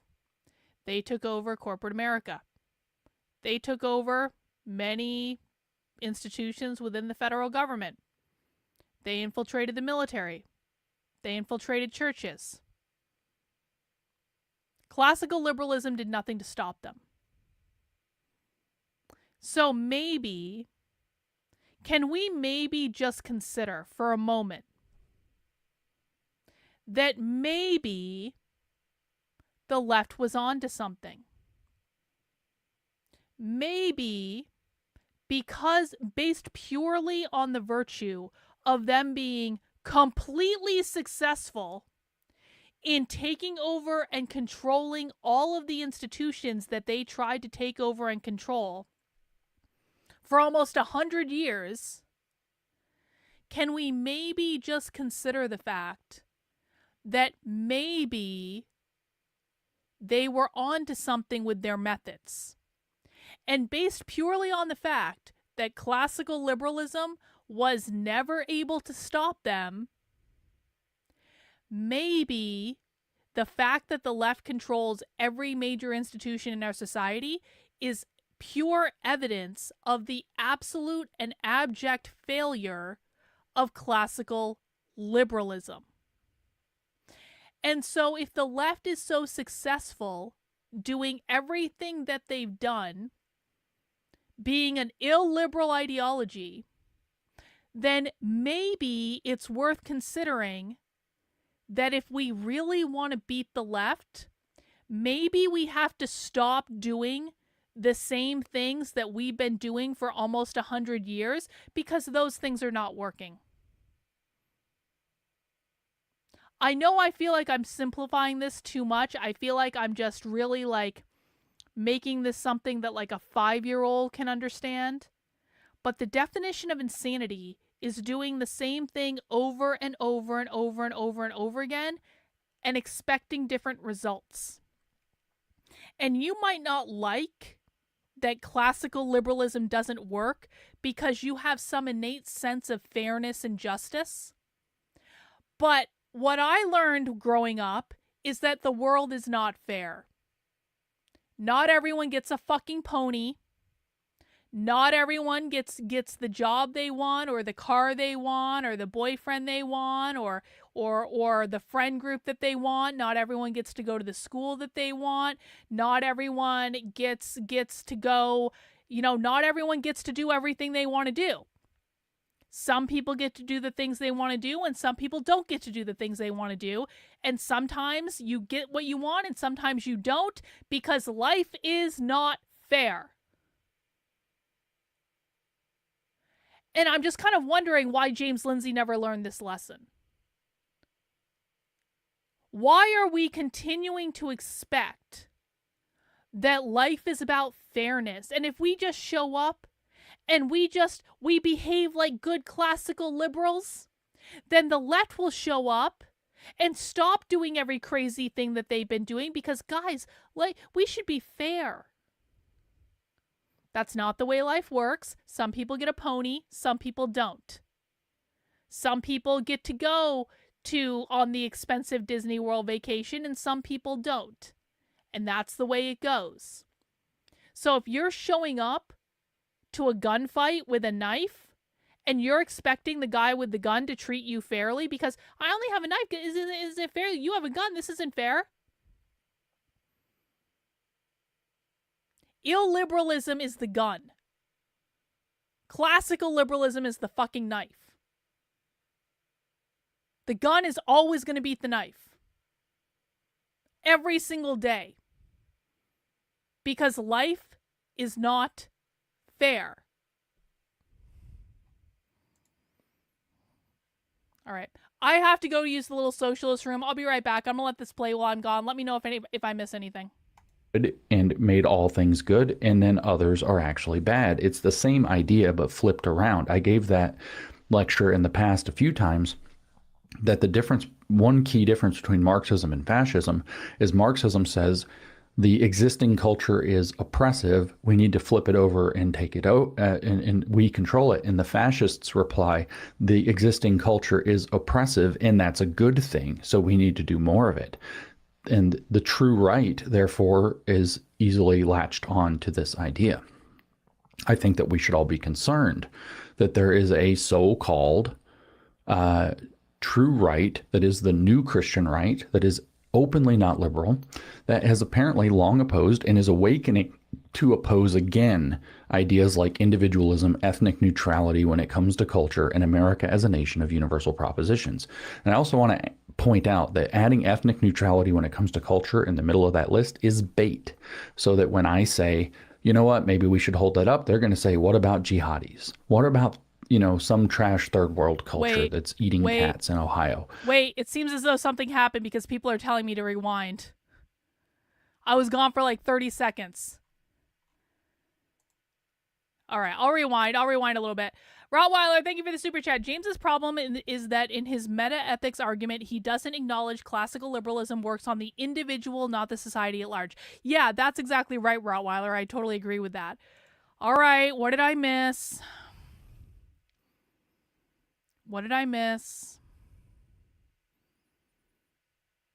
Marxism and fascism. Okay, let's see. That should be enough. Agrees that nothing is neutral.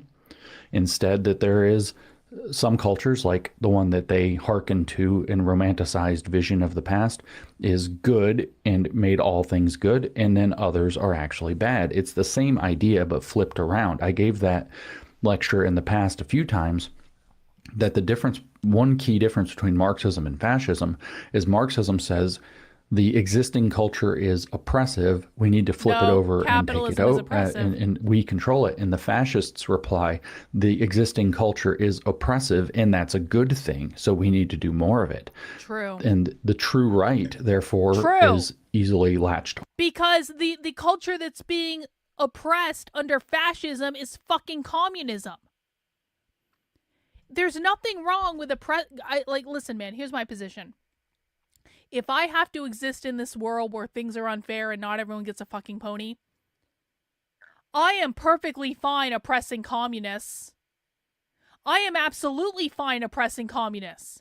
I am completely fine oppressing communists. 1 in the chat if you are fine with oppressing communists. 2 in the chat if you think communists should be able to say and do whatever the fuck they want, no matter how much it fucks up our society. I remember a time in our society when it was very literally illegal to teach communism in schools. In fact, I think it is still technically illegal to teach communism in schools because we oppress communists in America. I have no fucking problem taking away the right to free speech of every fucking communist in America. You want to spew bullshit? You want to spew queer ideology? You want to teach people that gender doesn't exist and they're non-binary and they can be a fairy or a deer or whatever the fuck? You want to teach people that they can run around fucking up every institution in society no matter how many other people it hurts? No, those people can go and get a fucking timeout. I don't want to live in the same world as those people. I don't believe those people uphold American values. I don't believe that teaching a 5-year-old that they're not a boy or a girl is good for the welfare of society. I don't believe that teaching people that owning your own stuff is bad is good for the welfare of society. I don't believe in teaching people that we should rely on the state for every single thing that we need is good for society. I don't think that's good. I don't believe that we can have an empowered population that is productively contributing to the world and have communism and socialism at the same fucking time. I don't think that's going to work. If you're doing stuff in your own home that you own, because we don't live in a communist society, because in a communist society, no one owns their home. Everyone knows that, right? No one owns their home. No one owns land. No one owns apartments. No one owns businesses. No one has parental rights. That's what a communist society looks like. If in your own home, you want to call yourself they, them, and dress like a fucking dog and go and shit in a fucking litter box, I don't fucking care what you do in your own home. But I don't want that being taught to school children. You hide that away in the privacy of your own home. You can, if you're a man and you get turned on dressing like a fucking woman, you know what? There's a time and a place for that, and it's called the fucking bedroom with the doors closed and the blinds drawn. Like, people used to understand this. I don't need to see your fucking sexual fetish. Kids don't need to see your fucking sexual fetish. There is nothing wrong with keeping sex in the bedroom with the fucking door closed, off the fucking internet, out of the public streets, certainly out of the public fucking schools, where it belongs. Have whatever sexual fetish you want, but do it in private. This is not asking too much. I absolutely want to oppress people who want to drag their fucking sexual fetish out into public and then tell me I need to make accommodations for them for their sexual fetish in fucking public.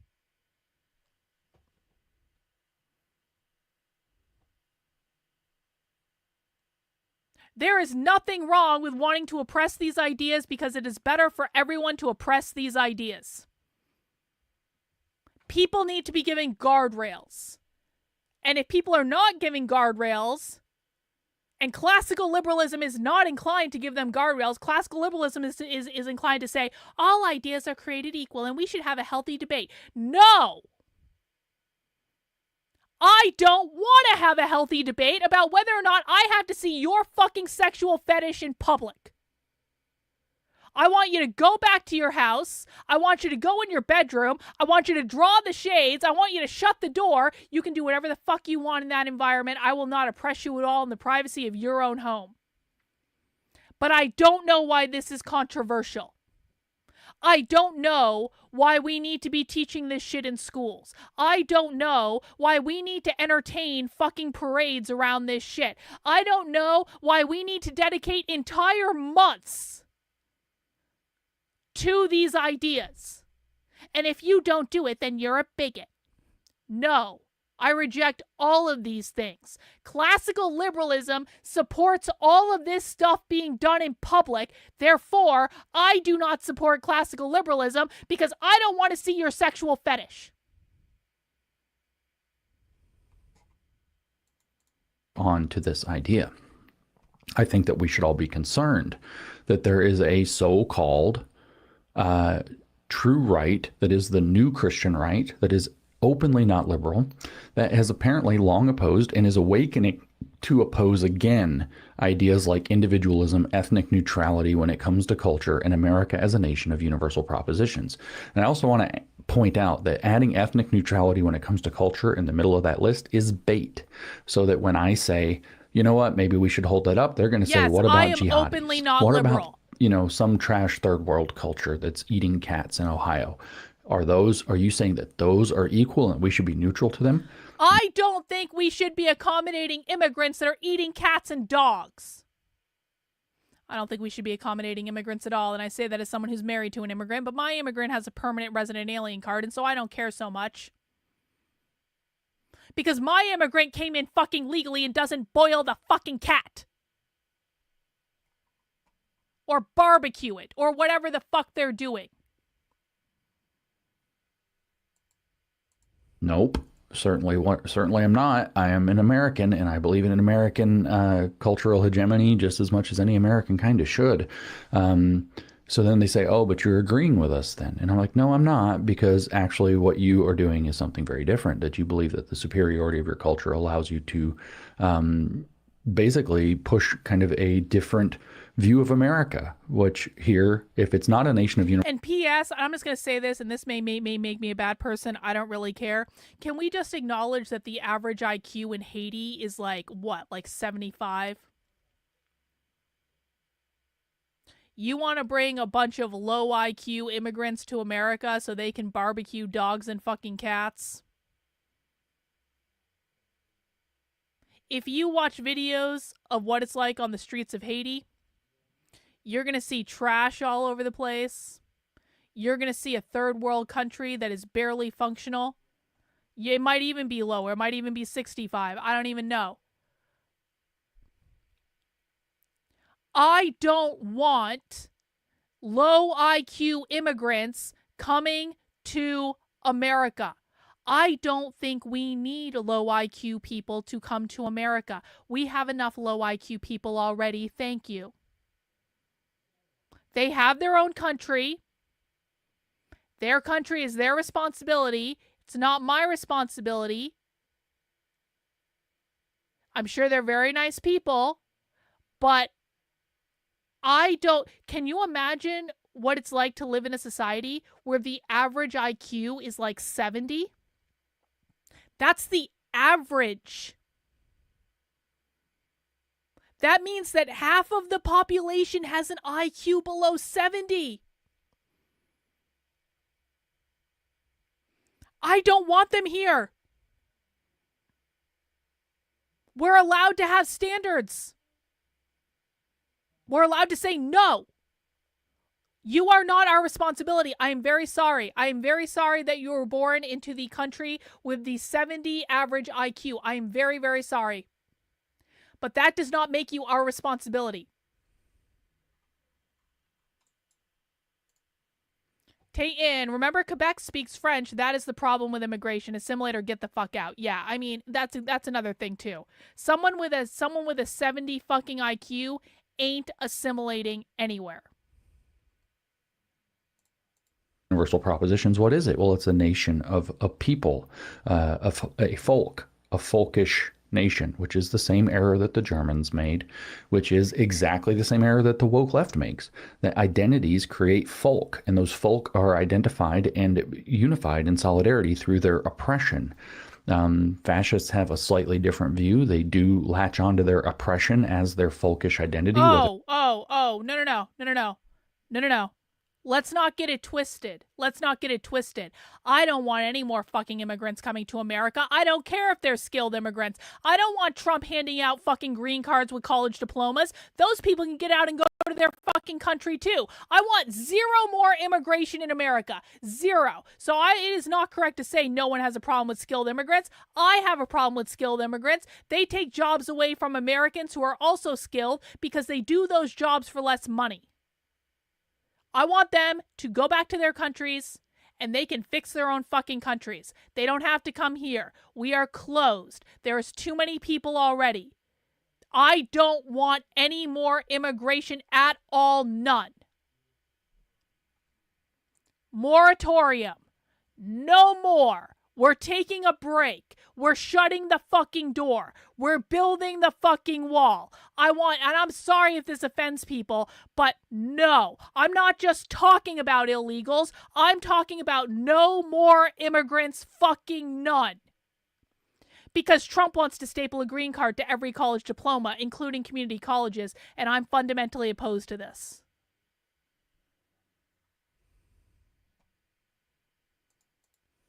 Whether that's Christian or whether it's white or whether it's conservative or whatever, they latch onto that oppression and victimhood.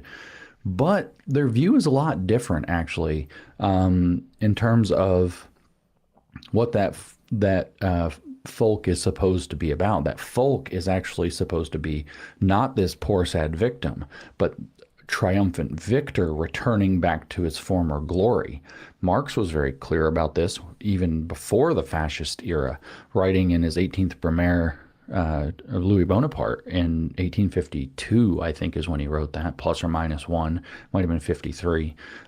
He wrote very clearly that most revolutions in society harken back to an idealized past. I'm drinking that jalapeno beer and that's now. what we're looking at here. Wish me luck. So let's try to make this more abbreviated and read some more. So back to Engel. This was actually one of the key objectives of the liberal consensus in the first place, to counter fascism on the extreme right and communism on the revolutionary left in the aftermath of the Second World War. So here we can see that the woke right actually reifies the idea that fascism is far right.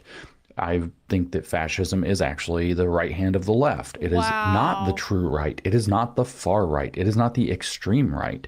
It is, in fact, leftism dressed in right-wing clothing, pushing a certain kind of traditionalism, a certain kind of nationalism, a certain kind of identity, but running. Guys, did you know that according to James Lindsay, Hitler was a leftist and Mussolini was a leftist and Pinochet was a leftist? Because fascism is really just leftism. Immigration is strictly to keep Social Security. Thanks, Dayton, for the super chat. I appreciate it.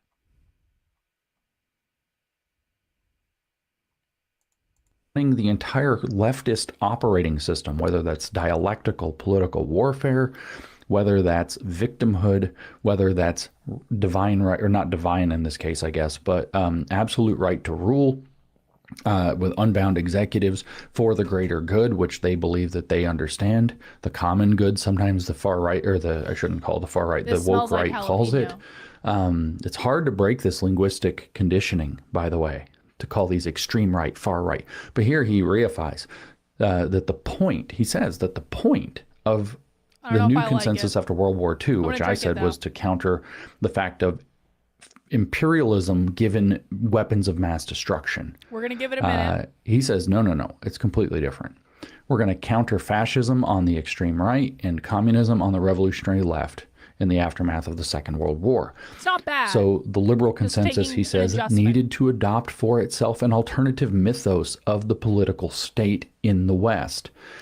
Well, Greekoid, you kicked me from your GC for no good reason after you added me, so I don't know why I was even added to your GC if you're just going to kick me out. I have a feeling someone asked you to kick me out, and I have a feeling I know who that someone is. I'm not going to say Hoplight's name on the internet, but I have a feeling that's probably what happened, and that's fine. But you made your choice, bro. You made your choice. Now listen, I didn't ask to be added to your GC. I didn't ask for that. I, quite frankly, wasn't even in the market to be added to any GCs. But the fact that you kicked me out for no reason and then lied about it, that makes me upset. And so you told me you don't want any e-girls around. You told me you don't want cooties. I'm perfectly willing to not associate with you. But you're the one establishing the rules here. I didn't say anything to you. I didn't do anything to you.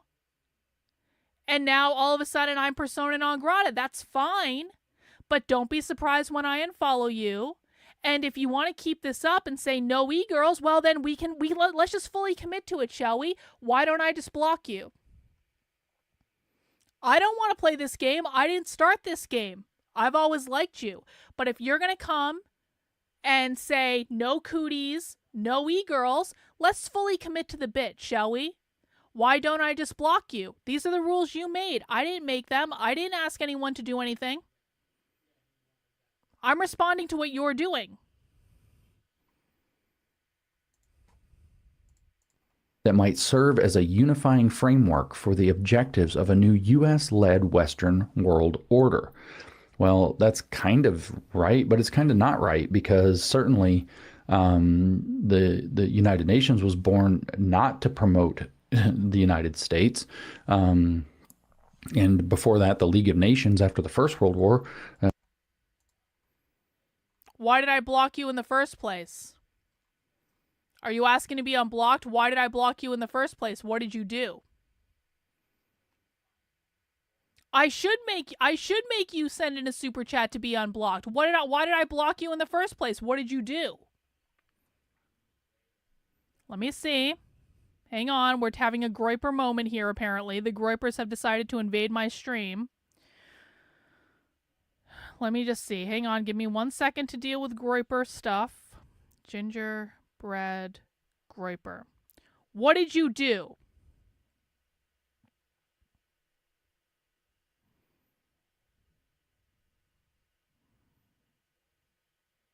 I can't even find your account.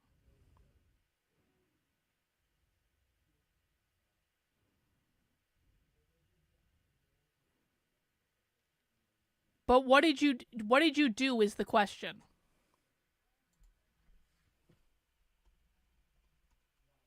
Gingerbread Groiper. Yeah, we've arrived at the Groiper session of the stream. Bro, it's saying your account doesn't exist, so give me your correct account and maybe I'll unblock you. But you got to give me your correct account because it's saying you. Oh, it's your screen name. Okay, I understand now. Hang on. I think I saw you pop up. All right. Don't be a dick. I unblocked you. Thank you, Tate, and James is a redcoat. The United States didn't even want to be a part of that. And so that's an interesting reading. But notice what he said, besides the projection part here. It needed to adopt for itself an alternative mythos of the political state in the West. Okay? So he's saying that following World War II, the powers that be, we won't necessarily call them a social demiurge, orchestrated an entirely new mythology, a new ideology for Western governance, and sold the people on this false consciousness of what a unifying framework for the objectives of a new U.S.-led Western world order would look like. He says America as a propositional nation made up of individuals from any background who believed in American ideals is the framework that served that role. Well, I mean, that's literally the founding premise of the United States, but they would counter that by saying, no, it wasn't. It was never actually the vision of the founders to do that. That's a fabrication after World War II, despite the fact that you can read Frederick Douglass talking about it in the 1850s. The conservative movement, that's capitalized conservative movement, CM capitalized. Now, that's not the true right, by the way. He is no fan of the conservative movement. So you have to understand he's not talking positively here. The conservative movement as an actual movement served to cover the flank of this new consensus. This is why Bill Buckley had to purge the old right. So his claim there is that the conservative movement was born after World War II, and it existed specifically to prevent this true right, the fascist right, that he's already said that it's connected to possibly, that cannot rise. And so you have Bill Buckley, who I've heard actually may have been a CIA agent. Bill Buckley comes into the game to purge this old dangerous proto-fascist or pre-fascist or whatever it is, hard old right wing, to get them out of mainstream American politics and to introduce a new kind of conservatism that actually isn't going to go anywhere. Now that actually, as we know, dialectical manipulators always marry a truth to a lie. That might actually be what happened with Bill Buckley, was to purge this old right. Was the purpose of purging this old right, or at least part of his purpose, in establishing the mainstream conservative movement? You know, they called him Mr. Conservative, right?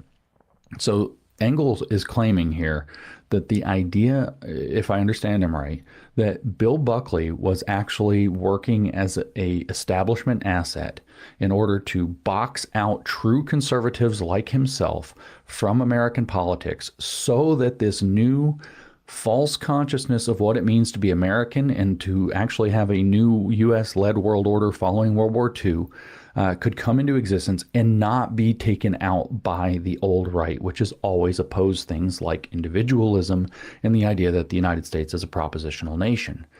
So everything that, if you are on the American right, so to speak, these people are not saying the same thing you are. They are saying something very different than what you are saying. What does James think the In conservative any case, is? Engel tells us, what is happening now is that the true right is emerging, you know, like a butterfly from a cocoon, just like the trans people.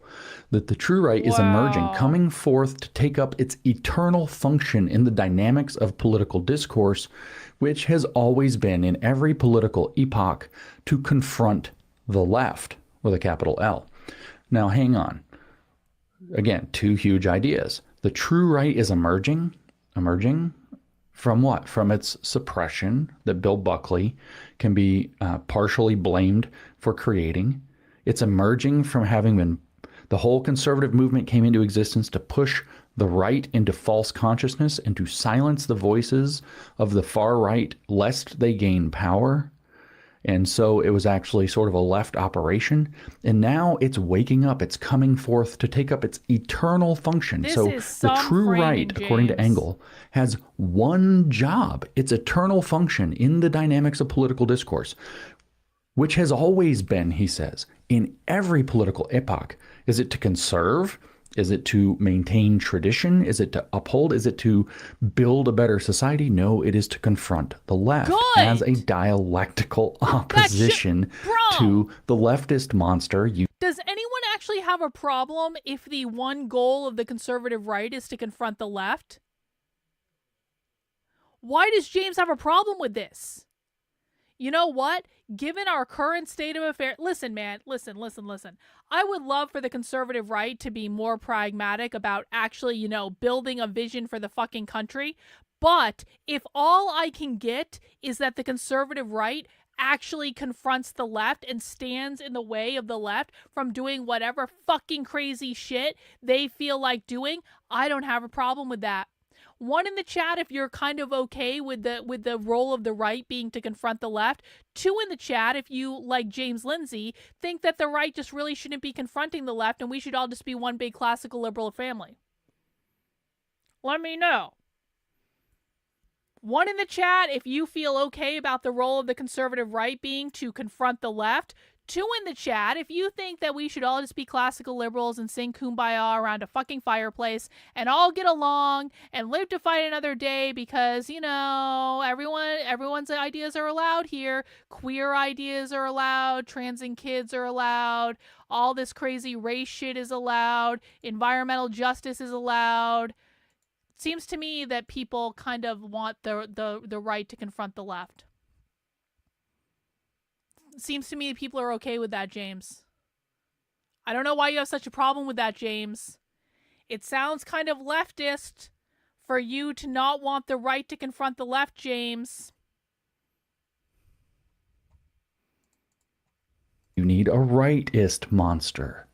The Yes, left, we he need a says, rightist does not monster. believe in the Yes. liberal consensus. He's 100% correct there. 100%. In We fact, need a much of rightist their monster. success, which I think he's 100%. also right about, And his name is much Nick of their Fuentes. success has been that people became too deracinated in their understanding of liberalism to understand that leftism and liberalism are fundamentally distinct. The woke right has actually decided that no, they are the same. They are two parts of a same process. But he says the left does not believe in the liberal consensus. The left is an anti-liberal political force. That's correct. So, but what's his point? So is the right. The right is also an anti-liberal political force. And the eternal function has always been for the right, rightists, capital R right, to confront the left. So you need an anti-liberal right to confront the anti-liberal left. That's what he's setting up. And the poor liberals are all asleep and don't realize it. They have a false consciousness about how the world works. They don't know what time it is. They need to wake up to this new understanding of a true right that can emerge. True. Liberals don't know what fucking time it is. I know I'm right about James being a commie. I'm beginning to agree with you more and more and more all the time, Ren, and I appreciate it. Hey, guys, we're about $40 away from my super chat goal. If you want to contribute to that, if you are appreciating my rants on this here stream, please feel free to send in a super chat. We got what do we need? Like 8 more super chats for me to hit the goal for today. 8 $5 super chats and we hit the goal. If you can't super chat, that's cool, man. Mount the like button for me. Subscribe to the channel if you haven't already. I stream Monday through Friday at 5 p.m. Tomorrow we're streaming at 6 p.m. for Socialism Saturday. We got a great 2-hour presentation about how fascism and liberalism both contribute to capitalistic crimes. It's going to be awesome. But yeah, let's keep going. As an anti-liberal counterforce to the anti-liberal left. Notice what dies when you're only two apparent sides. You're afforded pick left or pick right, which as though there are not other positions. If both of them are anti-liberal, what falls dead on the vine? Liberalism. Good. Who does that serve? both the anti-liberal left Everyone and the anti-liberal else. right, who then get to box it out and decide who takes power in an anti-liberal authoritarian regime. And history has shown us that every time it's a so-called right hand of the left or right-wing fascist one of these programs, it's temporary and it gets replaced by Marxists. So it says the left is an anti-liberal political force. Sometimes the left appears in the form of Jacobinism, like in the French Revolution, sometimes in the form of Marxism, sometimes in the form of Bolshevism, and then Stalinism. I have contended that those are actually a continuous line of thought of leftism. It's not that it's appearing in different forms. It's actually just taking advantage of different theoretical positions on how it's supposed to achieve power. In fact, I don't think that Bolshevism and Jacobinism are significantly different. But at any rate, and in our context, he says, it has appeared in the form of first the Frankfurt School, and now a descendant of that in the present woke left, which emphasizes race, sexuality, and other so-called identities, in quotes. It is this last category, he tells us, that animates present discussions. The liberal view of the political society in America is that there are no hierarchies. No, That's he's not true. It believes only retards that fell for a very well-funded smear campaign believe Nick Fuentes is a Fed. That's not true. Do not besmirch. We do not besmirch Nick Fuentes' name on this channel. You can have whatever opinion you want, but Nick Fuentes is king. We do not besmirch him. He's not a fucking Fed. that there are hierarchies based on merit.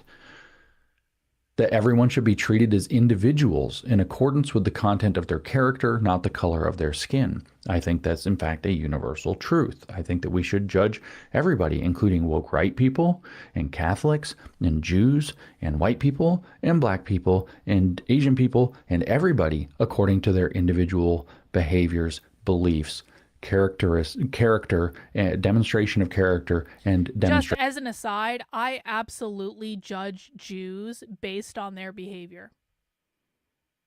I judge everyone based on their behavior.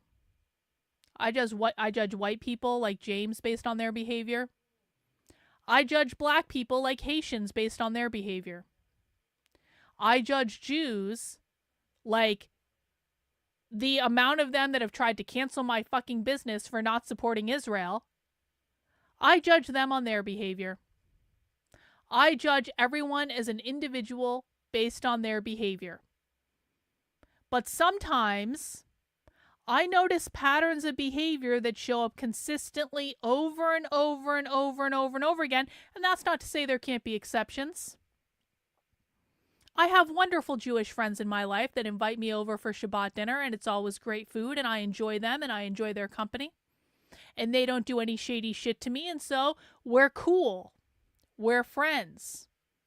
I have wonderful black friends that I have good conversations with. Like I had like a bunch of libertarian black friends that are just really smart, really high speed. They're not going to barbecue a cat. I have no issue with them. I have a lot of friends of a lot of variety. There are a lot of white people that I hate too. There are a lot of like white Christian nationalists that I don't like based entirely on their behavior. I'm just saying that sometimes behaviors consistently show up over and over and over again, and it's okay to acknowledge that too. Of merit. That every person has the right to determine his own goals in life and to employ his resources in a way that he determines fit, unless it breaches the rights of others to do the same. So what's the alternative to that one? So the liberal view is that every person has the right to determine his own goals in life and employ his resources in a way that he determines fit, unless it breaches the rights of others to do the same. The alternative to that is, no, you're not actually allowed to determine your own goals in life. You're not actually allowed to employ your resources in a way that you determine to be fit. And may your decisions be wise and responsible enough so that you grow with that. No, you need to be told what to do. You need to be told what to do. It's the answer to that is authoritarianism. So this is a clearly anti-liberal but also authoritarian right that seems just like James needs to tell us to not watch those BitChute videos that maybe we want to watch. Just like James needs to tell us not to read those books or listen to those historians that maybe we want to consider the ideas of. That to me seems pretty authoritarian too. To be emerging from the post-war liberal consensus, which was a false consciousness that was created by a social demiurge that convinced everybody, enforced in this case by Bill Buckley and the creation of the conservative movement as the mainstream vehicle for conservatism after World War II, that is primarily served to keep the true right from coming out and waking people up. How are these people not woke? I don't get it. And finally, he says that the liberal view of political society is also that American socio-political structures and institutions are neutral as to the beneficiaries of this system. It doesn't play institutional favoritism. Well, in practice, that's fallen apart, but in print, that's actually what it's supposed to be. That you are, I mean, that's literally what the Equal Protection Clause of the 14th Amendment is actually about. That's what the due process clauses of the 5th Amendment and 14th Amendments are actually about. That the United States is not supposed to play favorites. They are actually supposed to be as blind as justice. The left has countered this model of society, Engel tells us, by observing that in reality, if not in the political myth, American society actually does play favorites. So yes, indeed, the Marxists have exploited. Yeah, I think this is a really good observation, rationalist. For an atheist, James sure does love to moralize his opponents by painting them as spiritual demons. James has painted me as a demon on many occasions. James says I'm a Gnostic. James says I'm a Theosophist. James says I'm a Zoroastrian. James says that I'm a narcissist. He says I'm a sociopath. He says I want to fuck him. He says I tried to channel Hitler when I didn't. I just watched a video about someone else channeling Hitler. James says that, I don't know, James says I'm running a cult. I mean, I know that's the name of my show, but it's meant to be tongue-in-cheek. It's not. He does have a way of demonizing people who disagree with him and call him on his bullshit, doesn't he? That, and as have other reformers who are not Marxists, have taken clear shots at that. I mentioned Frederick Douglass before, and Frederick Douglass very famously in 1852 launched a beautiful July 4th speech that calls to the American the American founding and its traditions and its values, and points out abundantly clearly and truthfully that it wasn't keeping its frickin' promise. And so that's kind of real. And the left has massively exploited this, following essentially KGB lines of infiltration and propaganda that also spread into critical theory Frankfurt School critiques of the United States and its structure in the starting in the 1920s, but then kind of hitting a pinnacle in the 1960s, and then moving forward in an evolutionary sense since then. So the left, he says correctly, has countered this model of society by observing that in reality, if not in the political myth, American society actually does play favorites. It does reinforce cultural classes. It does deny such rights as individual self-determination to certain groups. It is not neutral at all in regard to beneficiaries. For instance, American society has until the 21st century operated on a definition of marriage. Notice he's not going to talk about the things that the left actually says. He's going to now give a litany of similar complaints for the victim. How did this person become so well liked on the right? I'm going to explain it to you. He was on Joe Rogan, and he was used by The Blaze and The Daily Wire, and he's been on all these podcasts. And then he's really well funded because he started getting into all these Christian church groups, and he started working with Moms for Liberty and all of these conservative organizations because of the grievance studies affair. Started hiring him, not realizing he had lost his mind. And then Turning Point USA made him an ambassador, and Turning Point USA put him on stage with young Christians at their spirituality event, even though he's an atheist. It's all just about brand, honestly. That's how. Is conservatives love anyone that comes on their team from the left. James follows all their rules in terms of speaking the talking points that they want. James unabashedly supports Israel and never mentions, Jewish power or the influence of the Israel lobby or anything like that. He shows up and he says all the magic words they want to hear about the left all the time. That's how. All you need to do to be popular on the conservative right is to play their game. That's it. And James does that very, very, very, very, very well. Oh, I knew exactly what I needed to do to be popular on the conservative right. Make no mistake, it was made very clear to me what I needed to do to be popular on the conservative right. I just didn't really want to do that because I never wanted to be internet famous. That was not part of my plan at all. And I can't look the conservatives lifted me up because they thought they could control me, essentially. And then once they found out that they couldn't control me, then they started smearing me. It's the way it goes. The victimized true right. For instance, American society has, until the 21st century, operated on a definition of marriage that excluded every arrangement except the traditional Christian one.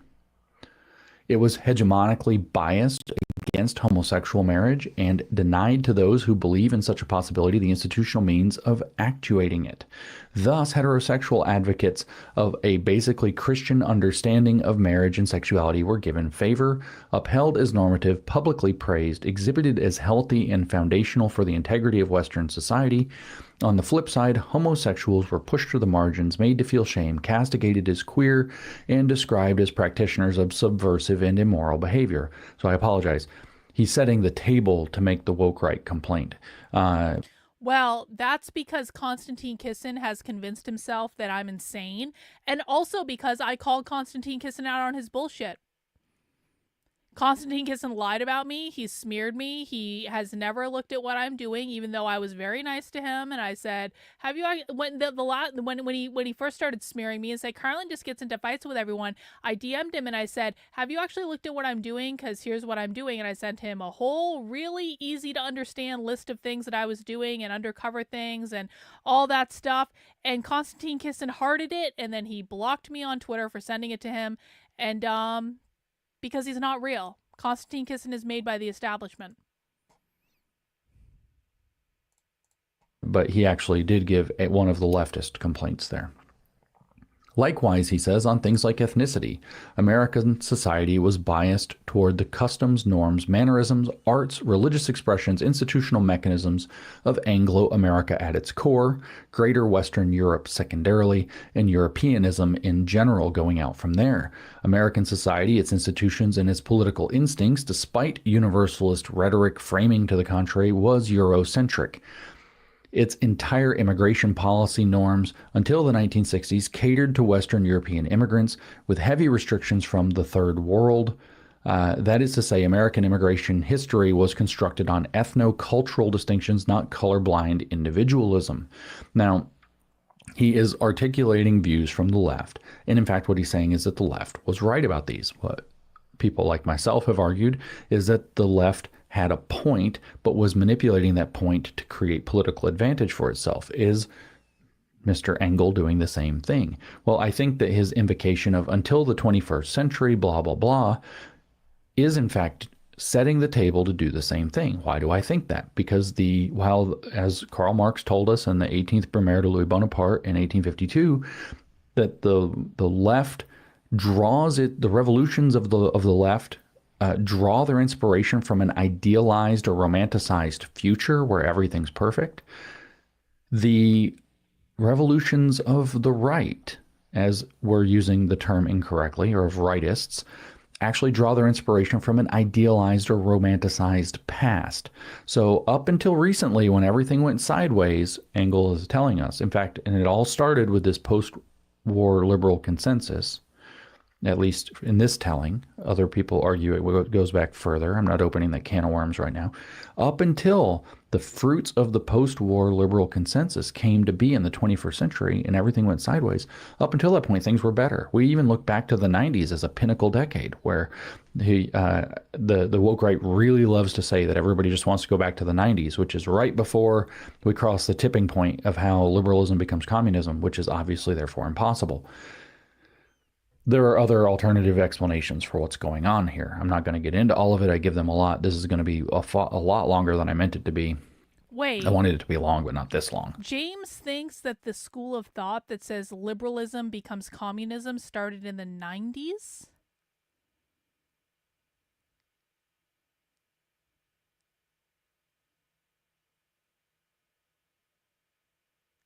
I'm pretty sure the idea that liberalism leads to communism started way before the 90s, but I could be wrong. What about Chris Burnett? Chris Burnett is a massive fucking retard. That's the deal with Chris Burnett. Chris Burnett is honestly one of the stupidest people that I've ever encountered on the internet, and that's really saying something because I've encountered a fair number of stupid people. It continues to shock and amaze me how stupid Chris Burnett is. And he's going to flame out and he's going to go away because there ain't no way he is building something on his own. And this is what I said about him from the beginning. Chris Burnett has never built anything independently on his own, and then he just completely flames out on everyone. And listen, man, I tried to help Chris Burnett. I tried to help him. I tried to align with him. The Groypers tried to help him, and Chris Burnett just shit on them over and over and over again. He basically spends his days now like A-logging Nick and the Groypers. It's sad and pathetic. And all of the information that Chris Burnett's putting out, like, it's already been out there forever. No one actually really cares. The only person that cares is Chris Burnett, and it's like, it's so stupid. It's just like, it's really sad. And so I think he's completely fucked himself at this point. He has no alliances anywhere, and it didn't have to be that way. And it's like, well, yeah, I mean, he might be on the spectrum. I think he's doing a lot of coke. I think he's doing some sort of drug. I really do, because his behavior is just not rational at all. And I don't know, man, like, a lot of people tried. It's always nice to make a new ally, but if that ally is going to have a massive fucking spurg out on the internet over nothing, it is what it is. And so anyways, he's setting the table to say, in the romanticized past of a true Christian exclusive society, things were better. Then we said, hey, why don't we open things up? Now things are worse. He says the left recognized that the liberals, whoops, I scrolled down too far. The left recognized that the liberals in America were actually operating on hegemonic assumptions about their society without actually admitting it. So he's again saying the left was right. There were hegemonic assumptions, which is actually kind of true. And they weren't admitting. They were saying this is just the way it is. So the woke right is also accepting that view that, hey, guess what? There were liberal assumptions that were boxing us out too. And the left and the center, if you want to call it the center, I guess, teamed up, the left and the mainstream teamed up against the so-called true conservatives to box us out, victimizing us, silencing us, excluding us, marginalizing us, and now we're emerging. The left recognized that the liberals in America were actually operating on hegemonic assumptions about their society without actually admitting it. The liberals sought to combat the left by actuating its myths and slowly opening up society on things like race, sexuality, class, religion, etc., and all the cultural and sociological manifestations stemming from them. Then in all italics, the left's strategy consisted of pushing liberalism to its logical conclusion and then taking advantage of the political weakness that ensued. Now, I've made similar points, but not quite this way, which is that what the left successfully does is it creates a pity case that asks for access, then accommodation, and then it uses your willingness to grant it accommodation to start running strategies to take power. I did a podcast about that. And so it is at the line of reasonable accommodation, where in every single case, if the left does it right, they ask for a little bit and a little bit more and a little bit more and a little bit more, so that each ask seems reasonable. I think we'll see similar political strategy coming from the woke right. But here's what he tells us next. I don't think so. Now, he Wrong. says, we live in a world that has been created by this left liberal dialectic. See, the real dialectic you need to pay attention to is left liberal, which wasn't actually so much a dialectic as it was the left manipulating soft-headed liberals, deracinated liberals from their own traditions. And that covers up from the fact that the real dialectic is the left-right dialectic, both of which share the anti-liberal pole, but in two forms that appear to be opposites. So he's misusing the concept of the dialectic here. So let's be very clear. The dialectic isn't exactly what he's saying. The dialectic holds that the negation of a thing arises from within that thing. So maybe he could lay out that the left arose from within the liberal, but I don't think that that's correct. Maybe it did. But then he's positing that what he's actually, because I think it was an outside attack, taking advantage of the soft-headedness of deracinated or subverted liberals. It was a subversion campaign against the left, or against the United States and its classical liberal values and traditions. I think, on the other hand, although I guess that is a dialectic, but the true dialectic is that the negation of a thing arises from within that thing. So here you have the left advancing on society, and then you have, on the other hand, a negation, the true right. Remember, its eternal function has always been to counter the left. That's what it already told us. So the negation of the left is the so-called true right that emerges from its provocations. And then you're supposed to achieve a synthesis where you keep what they have in common and dispose of what they don't have in the dialectical process. Well, what do these both have in common? That we throw away liberalism. What do the left and the liberals actually have in common? All they have is a willingness toward a more open society. But at any rate, I feel like this is a bit of a shifty move. But he understands something about dialectics if he's going to use that big word and invoke it here. He understands some of the underlying political warfare philosophy that's being applied. So who does he lay blame on? Bill Buckley. He says, in a sense, the Bill Buckley conservative faction of the post-war liberal consensus, which is now a capitalized phenomenon, did better in shoring up the right in purging it from polite society than did the liberal faction of the post-war liberal consensus, who fell early on to the new left. Thus, we find ourselves in a world where the right has no power, and the left has nearly completely reached par with the power of the liberal establishment.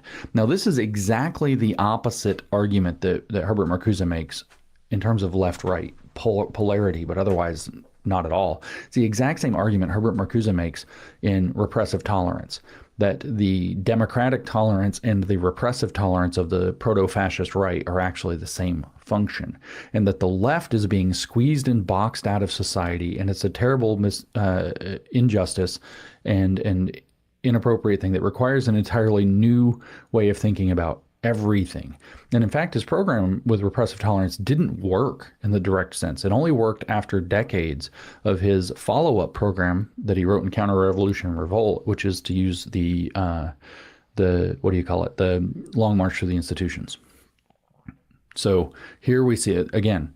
So all he's talking about now is that the true right was disempowered by the left liberal dialectic and its conservative movement agents, such as Bill Buckley, who were working on upholding a post-war liberal consensus to box out so-called true conservatives and stop them from doing what they were always meant to do, which was to confront and stop the left, which is, by the way, a dialectical relationship.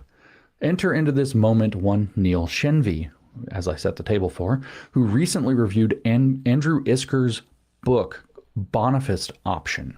I don't even know what James Boniface is talking about anymore. I'm not going to get into all of it. And Andrew Isker, I'm not going to get all into him. Andrew Isker was the co-author with Andrew Torba on a book about Christian nationalism. Andrew Isker is very definitely woke right. The Boniface Option refers to basically taking up an axe and walking into all of the things that are desecrating your society and chopping it down. There's a story about it with, I think, one of the saints, Saint Boniface maybe, who decided that they weren't going to put up with this pagan bullshit anymore. So he took an axe and cut down their magic tree or whatever. So Neil Shenvi reviewed woke right Andrew Isker's Boniface option. Therein, Shenvi seeks to grapple with what he considers the curious case of a new, quote, woke right. And then there's a picture of the famous horseshoe from Horseshoe Theory, where the far left and far right are actually closer together than the so-called left, right, and the center. And like I said, I think this whole spectrum model is not that good, because the metaphysics are actually of the far left and far right, as they're labeled, are actually completely different and are far more commensurate with one another. Why are we talking about metaphysics? So they're actually, it's not that the political spectrum bends around like a horseshoe. It's that the political spectrum, if we want to call it left, center, and right, that's fine, is completely separate from a different dipolar dialectic of extreme left, extreme right, or Marxist and fascist is a better way to phrase that. See, the thing is, no one understands what James is talking about.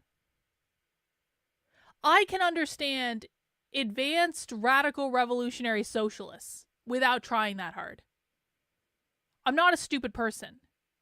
My chat are not stupid people. My chat spend a dozen hours a week minimum listening to the radical revolutionary academic far left.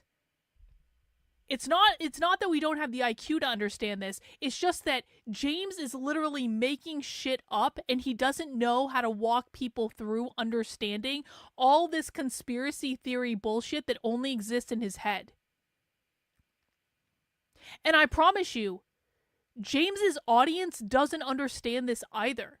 James's audience listens to this stuff to feel like intellectual, or maybe they get a nugget here or there. But if you ask James's audience to explain what this podcast said, they would have no fucking idea. I know, because I've tried this little experiment. I've asked them before. And they can never explain what James says. And then they throw out, well, it's Gnostic, Carlin. Well, what the fuck does that even mean? Well, it means it's Gnostic. Well, what the fuck does that even mean? No one understands this. Hey, Russell, thank you. Sending you money is less boring than listening to... Hey, Russell, I really appreciate that. Thank you so much for the contribution. We are 70% of the way to our goal. We are making good progress, guys. I would love to hit this goal before we wrap it up for the day. Now, it looks like we have another half hour? We have a half hour.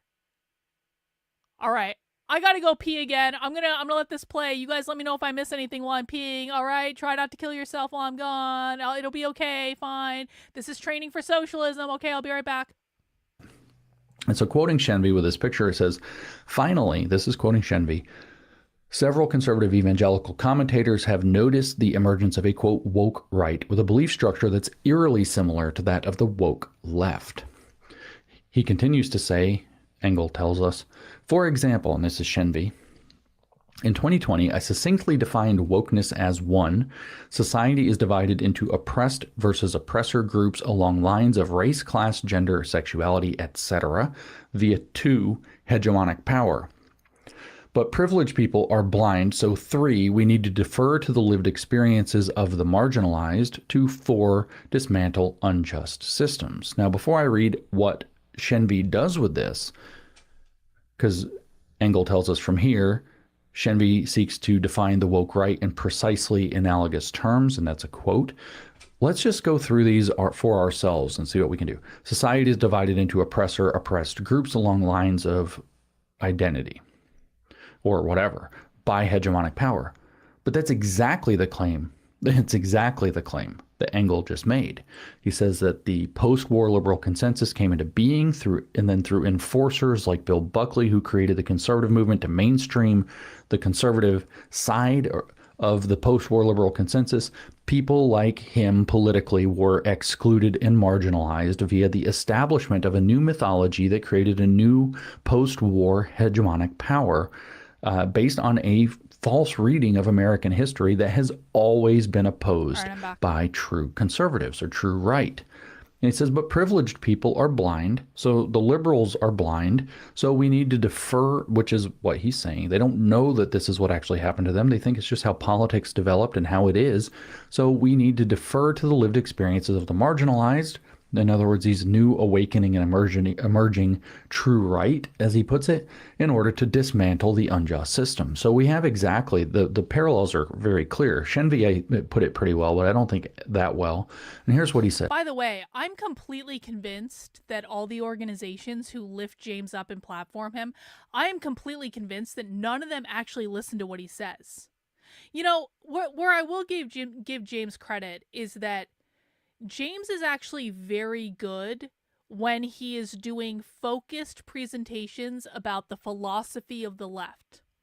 He is very good. I went to one of his first ever in-person workshops in, where the hell was it? Tampa, Florida in 2021. And it was really good. And I even asked James after that, I was like, did you just speaker training or something? Because you were really fucking good. Like there are things that James presents that he presents very, very well and very, very convincingly. And if you are like a normie and you're just learning this stuff, it does sound really good, and it sounds confident, and it sounds well put together, and it sounds like he's sourced everything.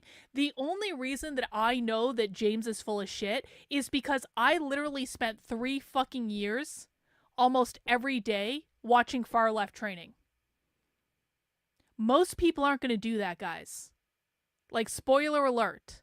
It is a very niche thing that I'm in. There are not a lot of people that are going to spend almost every day of their life for over 3 years watching far left training, okay? But that's how I know that James is full of shit, because I know what the far left is saying in the real world. I know what the far left is doing in the real world. And when you compare that to what James is saying in these workshops, it doesn't line up at all. But most people don't know that, because most people are looking to him for information, and man, it sounds really fucking good. But I'm absolutely convinced that the people that platform him don't listen to his podcasts. They don't listen to his work, because if they did, they would think he was insane. Because this is not the same thing as what you're presented with when you go to a workshop or when you see a speech, which is much more focused usually, much more niche. And by the way, James knows all of the talking points to say to get the conservative wine moms to open up their wallets, and he makes jokes about the Democrats being communists, and he flirts with them and does all this stuff. He knows exactly what to say and do to get off conservative women. And he does it. And he does it well. And that's why they love him. It's not because of all this shit. It's not because they understand it at all. It's because he goes to their events, and he does his song and dance, his dog and pony show, and the conservative wine moms love it, and they go, ah. That's why. Yes. Here's the parallels. So in the woke right, Shenvi says, 1, society is divided into straight white men and their enemies via 2, hegemonic norms like the Longhouse, post-war consensus, Judeo-Christianity. But normies are blind, so 3, we need to red pill them, 2, 4, retake the West. That's not actually a bad summary. I don't know that I would focus so hard on straight white men and their enemies, but it is certainly, as he said in the first sentence, as Engel said in the first sentence, the emergence of a new Christian right. So there's something to do with Christians.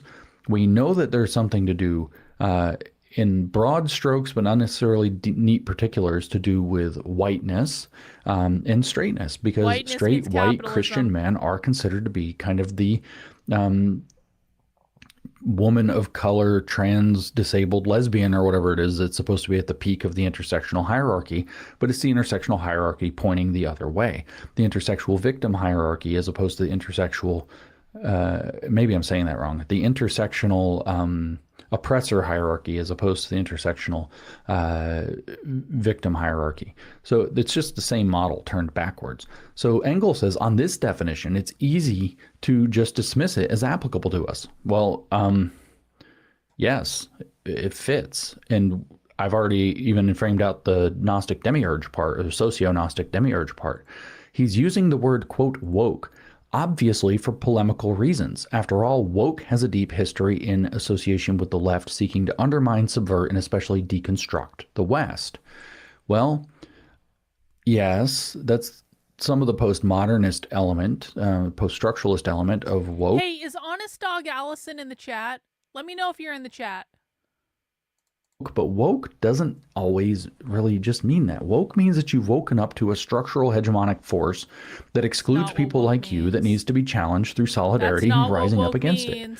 And by accepting marginalized philosophies such as fascism or Marxism or indigenous studies or Islam or whatever it happens to be, in order to be able to undermine that power, so that you can bring in outside counter-hegemonic views, so that you can challenge hegemony from within. So this is whether you like. Hey, Honest Dog, are you showing a movie tonight in the Discord? Let us know what time. Are you gonna wait till after the stream is done? I'm trying to wrap it up quickly for you because I think you wanted to start in about 10 minutes, and I apologize for that. But let us know what movie you're showing in the chat, and I can do a quick promo for it. If you guys are in my supporter Discord, Honest Dog Allison's gonna be showing another movie tonight. I believe it's Chinatown. But let us know when you're planning on getting started. I want to make sure we do a good promo. Like it or not, when you start talking about reading the lost conservative philosophers to challenge a hegemonic post-war liberal consensus, you're talking about doing a Gramscian counter-hegemony. That's just what you're talking about. Okay, so the attempt, he says, to apply this word to those on the right who understand the absolutizing of liberalism is a fool's errand, is an attempt to obfuscate the reality. The left wants to deconstruct the West. The liberal center wants to deny the state the ability to defend the West, and the right wants to employ institutional and political resources to reassert the hegemonic character of pre-World War II socio-political order. So here's where I claim that they have a romanticized vision of the past, pre-World War II socio-political order, that they want to come back to. They want to employ institutional and political resources, aka power, that they have seized by moving to the center out of the margins, to reassert the hegemonic character of something that they have idealized in the pre-World War II structure. The liberal center, they say, is basically useless. The liberal center, which is not the correct description of it, it's not the center. It's a completely different metaphysic. Absolutely, there's no idealism. It's realist. It is not a center. It's not kind of, I don't know if I'm left or right, but I'm still idealist. It is fundamentally a different metaphysic. Wants to deny the state the ability to defend the West.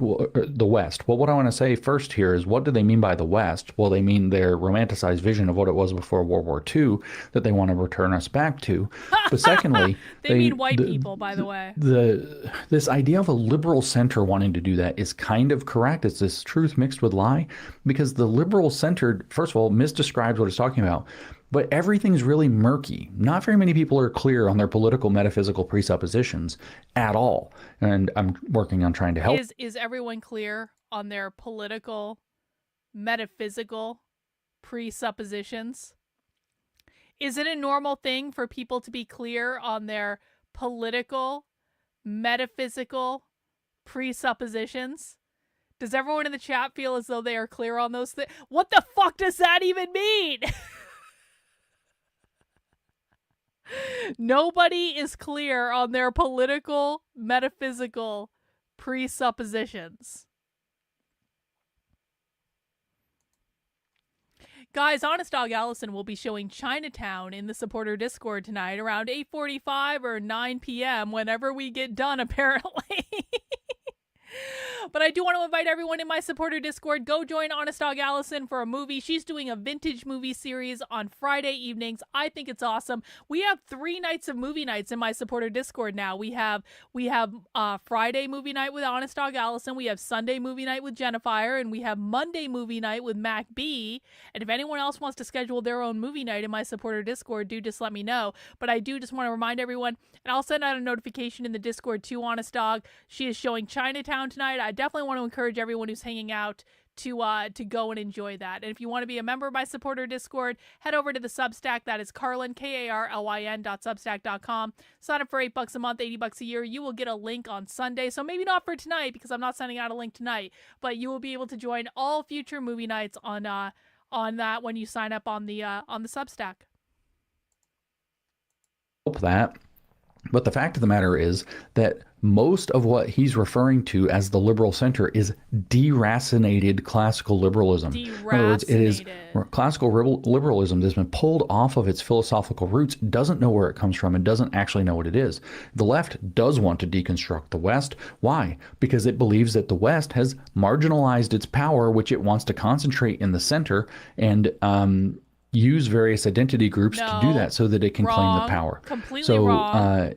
It's not that much different here. James, the left wants to deconstruct everything. The left does not just want to deconstruct the West. The left wants to deconstruct everything because the left believes that they cannot form a communist utopia unless it is a global enterprise. They believe the United States is the first domino that needs to fall because communism doesn't work unless it's tried in an industrialized nation. That's why they believe that real communism has never been tried. It's why they say, like, Russia didn't work because Stalin fucked it all up. Lenin was on the right path, and then Stalin fucked it all up because Stalin didn't want global communism. Stalin was focused on nationalism, and he didn't try to make communism on a world order, and therefore Stalin fucked up communism because that's why it didn't work. It wasn't a global enterprise. So the left believes that they need to make the United States fall and make it into a Marxist utopia because the United States will be the first domino in a series of dominoes all around the world, and if the United States falls, then more countries are supposed to fall after that because they believe that real communism can only work when it is a globalist enterprise. It's not just about the West. It's about the whole world. James is not wrong in that these people are globalists, but they're not WEF globalists. They are their own form of global communist. All cultural norms from all races that uphold hierarchy are to be deconstructed. It's not just Western values. It never was.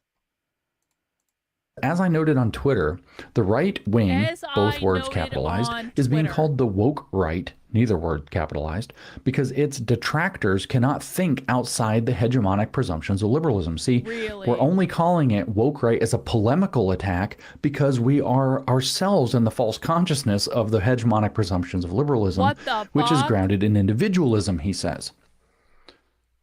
So if we weren't so caught up in the idea of our own individuality and of a philosophy of individualism, that the state and the power structures will not actually, they do not have the authority to tell us who to be or how to be or what to think or what to say or what not to say. If we want to start there, then what we have is hegemonic presumptions of liberalism are giving us a false consciousness about what's really going on. And it's because of our false consciousness and our inability to this is his argument, our inability to read what's really happening, that we call this thing the woke right, while it's emerging from its chrysalis of oppression and marginalization due to a post-war liberal consensus that's exerting hegemonic power specifically to exclude it. It sounds awfully woke when you actually talk about what he's actually saying. This is his own writing.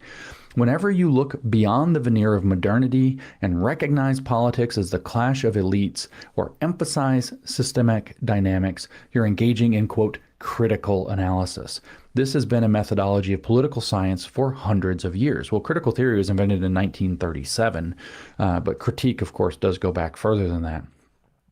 But notice how we phrase that. Whenever you look beyond the veneer of modernity. Yes, this is correct. That's why they ignore current communist countries that have not been industrialized. That's not real communism. It's not going to work. That's correct.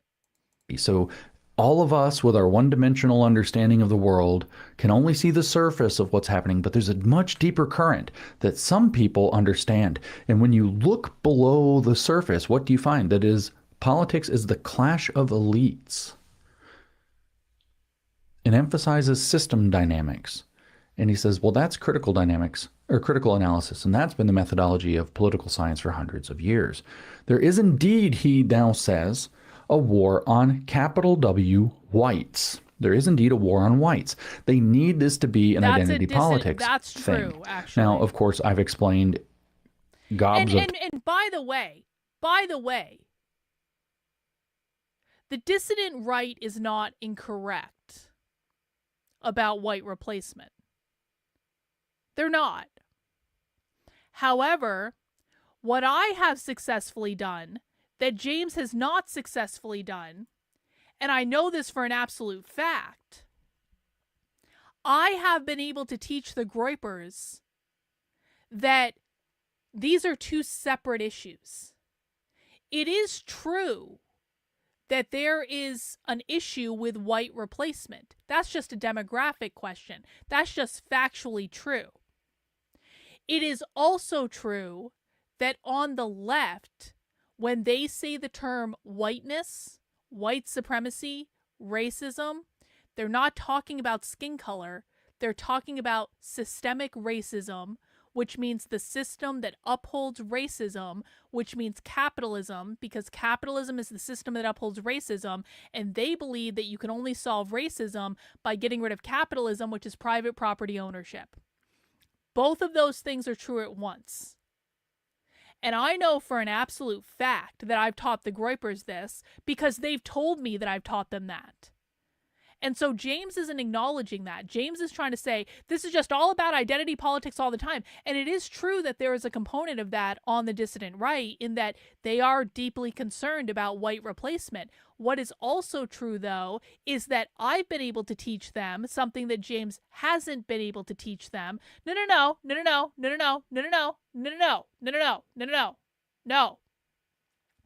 There are very legitimate demographic questions in regards to white people not existing anymore at some point. That's very real, okay? That's very real. And we need to be honest about that. We need to say that that's true. That's not an insignificant concern. But we can also say that that can be true over here.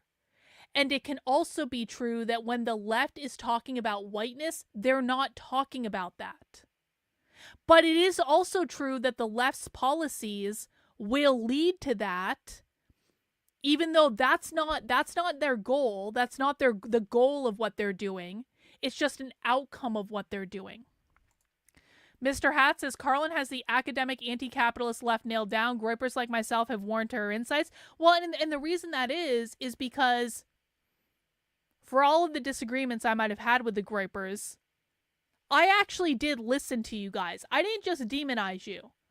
I actually did listen to what you had to say. And you're not wrong about the white replacement stuff. You're not. And if we can get to a place where we are looking at these as two different issues, and both of those issues are important, that's good enough for me. No, is that why they say minorities can't be racist? Because they don't... No, that's not why. That's not why. They say minorities can't be racist because minorities historically have not been participants in the capitalist system.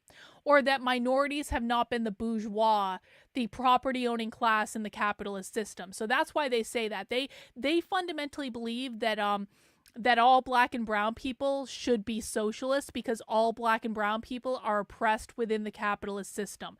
That's why they say they can't be racist. Because again, for the left, racism is about capitalism. It's not about skin color. They don't actually care what your skin color is. They just think that all minorities come from the oppressed class because of how the United States is based on capitalism. And so therefore, they don't have the power to change the system because they're not in the power position. That's what they actually mean.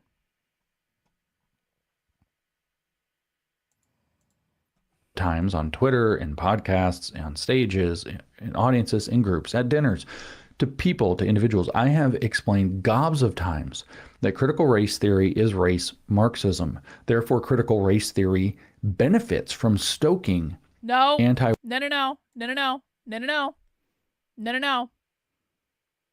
Has nothing to do with skin color. White, in the case that you're putting it, is property owner. It is private property owner. It is not about skin color. So saying because whites are the oppressors, no. Private property owners are the oppressors. We have to be very careful about this and we have to be very precise about this, which is why I'm harping on it. It's not about skin color. Every time we structure a sentence like this, people think it's about skin color. I'm not trying to be mean or anything. I'm just trying to make, I like precision of language is becoming very important to me because I'm having to deal with shit like this all the time. And so if I'm correcting language, and I know it's difficult and I know it's complicated, but like, that's what I'm doing. white racism. It traffics in anti-white racism, but the purpose of critical race theory is not anti-white racism. Anti-white racism is a useful tool, a useful means to an end. What's the purpose? Which is to install the grifters of critical race Marxism what is the purpose? in positions that's of not power, what it is. No, and wrong. to try to force the situation to transform. Wrong, James. Pop quiz for my chat. What is the purpose of critical race theory? Everyone should know this. Let me take a drink. What is the purpose of critical race theory? Pop quiz.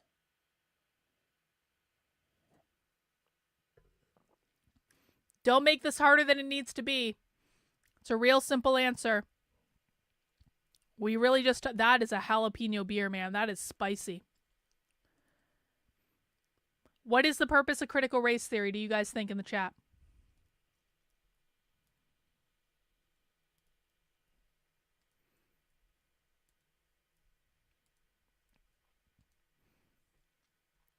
Bot says equity. Well, yup. Well, I guess technically, yeah. Make it more simple. Come on, I know you guys know the answer to this. I wouldn't characterize it like that, no.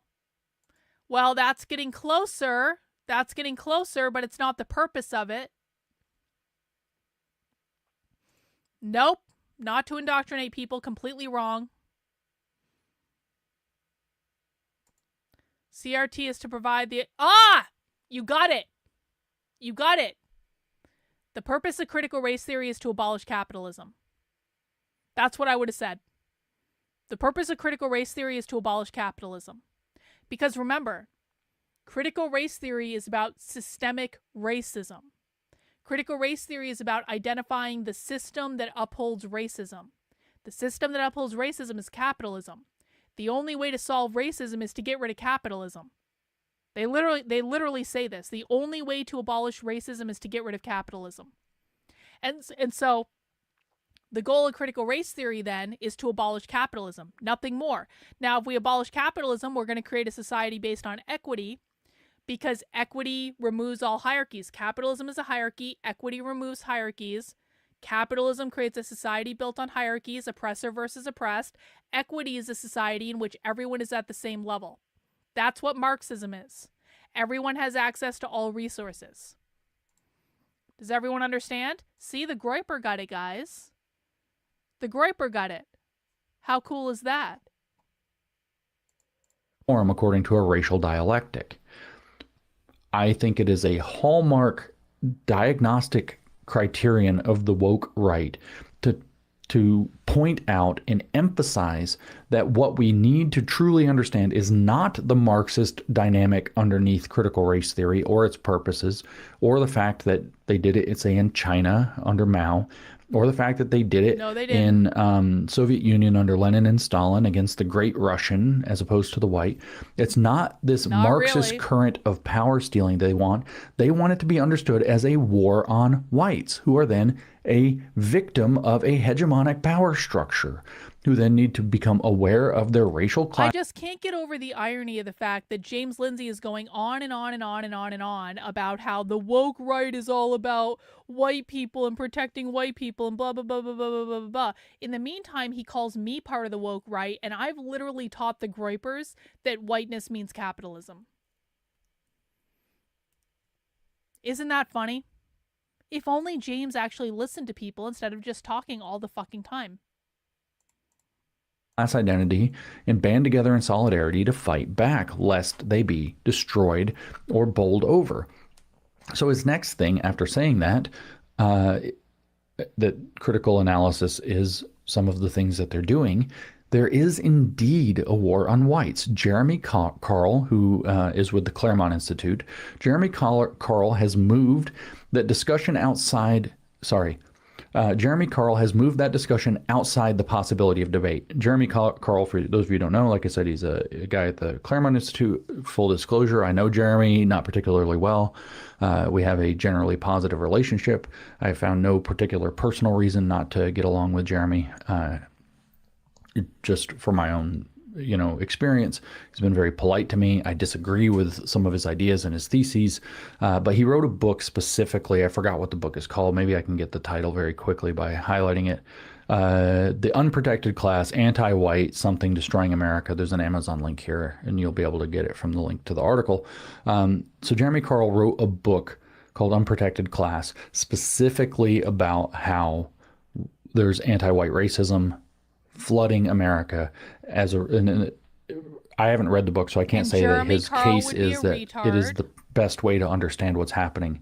I understand it as a tool and a symptom of a different attack, just to point out what our difference is. But Jeremy Carl has, according to Engel here, has moved the discussion about whether or not there is a war on capital W whites outside the possibility of debate. In other words, Jeremy Carl has made the case definitively that yes, there's a war specifically on white people. Just like you could have framed what was happening in the Soviet Union as specifically the Bolsheviks were waging a war on the Great Russian, or that you could say that Mao and the People's Republic of China was waging a war on the Han people as opposed to something communist. To say that, quote, society is divided into straight white men and their enemies, that's Engel quoting from Shenby, is obviously a false characterization of our understanding of elite dynamics, given that a major faction of the power elite is made up of straight white men. However, since the old cultural hegemony of heritage America, that's a capitalized term, that's one of their, idealized past that's projected into the future, what the foundationalists like Charles Haywood calls the politics of future past. Right? So they're going to bring the politics of the past into the future. So we're going to have a future past. So the old cultural hegemony of heritage America, the idealized past of what America was before World War II, was centered around straight white men. It is clear that any revolution against that way of life would need to be directed against the hegemonic cultural base made up of these types of people. So notice that it's now that, yes, he's saying there's a Marxist revolution afoot, and it has to attack the holders of cultural hegemonic power. He says it is not woke to recognize this, but it is in fact truly anti-liberal. And that's what these Shenvi type, quote, conservatives. So notice the woke tendency to say that anybody who doesn't go all the way on board with them is not a true actor in the program that they claim to represent. This is the Gnostic thing that I described before. Oh, Gnostic! Feminists claim to speak for all women. Christian nationalists claim to speak for all Christians. Gnosticism mentioned. Queer theorists claim to speak for all LGBTQIA+++, whatever it is. And we could go down the line. Race Marxists claim to speak for all racial minorities, and in particular, Black and Indigenous people. And like I said, we could go down the line. So here, this Engel's true right speaks for all conservatives, and that gives him the emancipatory authority, if we use the woke word for it, to say, and that's what all these Shenvi type, quote, conservatives are having a hard time with. Liberalism does not truly exist. Well, that's an interesting statement. Liberalism doesn't truly exist. No, liberalism is not successfully being practiced might be a thing, but liberalism is a political philosophy. And as a political philosophy, whatever it means for a political philosophy to exist, it certainly does exist. We can outline its propositions, we can talk about it, we can see how it's going, but what he means is it's not actually happening anywhere, and it doesn't really ever actually happen anywhere, and that was all a mythology. It's not an aspiration. It's not a set of principles for governance and for organizing a state. It is something that does not truly exist. He says the mythos of liberalism was employed, not in the Declaration of Independence, by the way, in the post-war liberal consensus.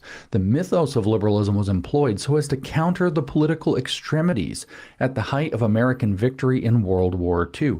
So we didn't hearken back to, let's talk about what made America great in the first place, which is its Declaration of Independence and Bill of Rights, along with Constitution. That's the mythos of liberalism. And it was employed by Frederick Douglass in 1852. No, sorry. It was employed by cynical political operatives operating as a socio-gnostic demiurge in order specifically to counter the political extremities at the height of American victory in World War II, namely communism and fascism. Now, he obviously wants communism boxed out, so what does that leave that he wouldn't want boxed out? Fascism. The consequences of such an ideology has made the political leadership in this country blind. See, they have false consciousness to the actual leftist revolution in our midst. But thankfully, the true right has woke up and decided to analyze it wrongly by saying it's an attack on whites and According Christians. to you. American conservatives were pigeonholed by an ideology that left them defenseless. Now, that ideology was the post-war liberal consensus, and they're getting... So James is literally saying the woke right has analyzed the situation wrongly by saying it's all about whites. I have literally taught people on the dissident right that the Marxist cultural revolution is not about white people, even though they are completely correct to be concerned about the eventual replacement of white people as a result of the policies, but it's not about that. I've literally taught dissident right-wingers this. But according to James Lindsay, I myself am on the woke right because I once watched some BitChute videos about the Holocaust. And I questioned James when he said I was a Gnostic. And I said, no, I'm not a Gnostic. And he said, yes, you are. You're a Theosophist. And I said, that's not right either. And he said, you are part of the woke right. This is literally what we're doing. We're chasing our own fucking tail here. We have 10 more minutes. We can make it through it, and then everyone can go to the Discord and watch a movie. Boxed out and marginalized, specifically pushed to the margins by Bill Buckley and the conservative movement. Indeed, without any moral justification to act at all, unless a left that brilliantly pushed the self-acceptance of liberalism. Sorry, I said that wrong. American conservatives were pigeonholed by an ideology that left them defenseless, indeed without any moral justification to act at all, against a left that brilliantly pushed the self-acceptance of liberalism onto the American people. Liberalism is absolutely a hegemonic norm. What else would be America's hegemonic norm? Fascism. It is the standard by which political activity is declared acceptable or, quote, dangerous. Well, I don't know if that's quite right. Maybe in a kind of low resolution, kind of not very deeply thought out way, the protection of individual rights, not human rights, not some bullshit, the United Nations, the protection of individual rights from amassed power or power at all. The protection of individual rights from usurpation by power, including government power, is what's declared acceptable versus dangerous. So if you're going to trample individual rights, yes, we declare that dangerous. Why? Is it just because of a mythology? It's not because of a mythology.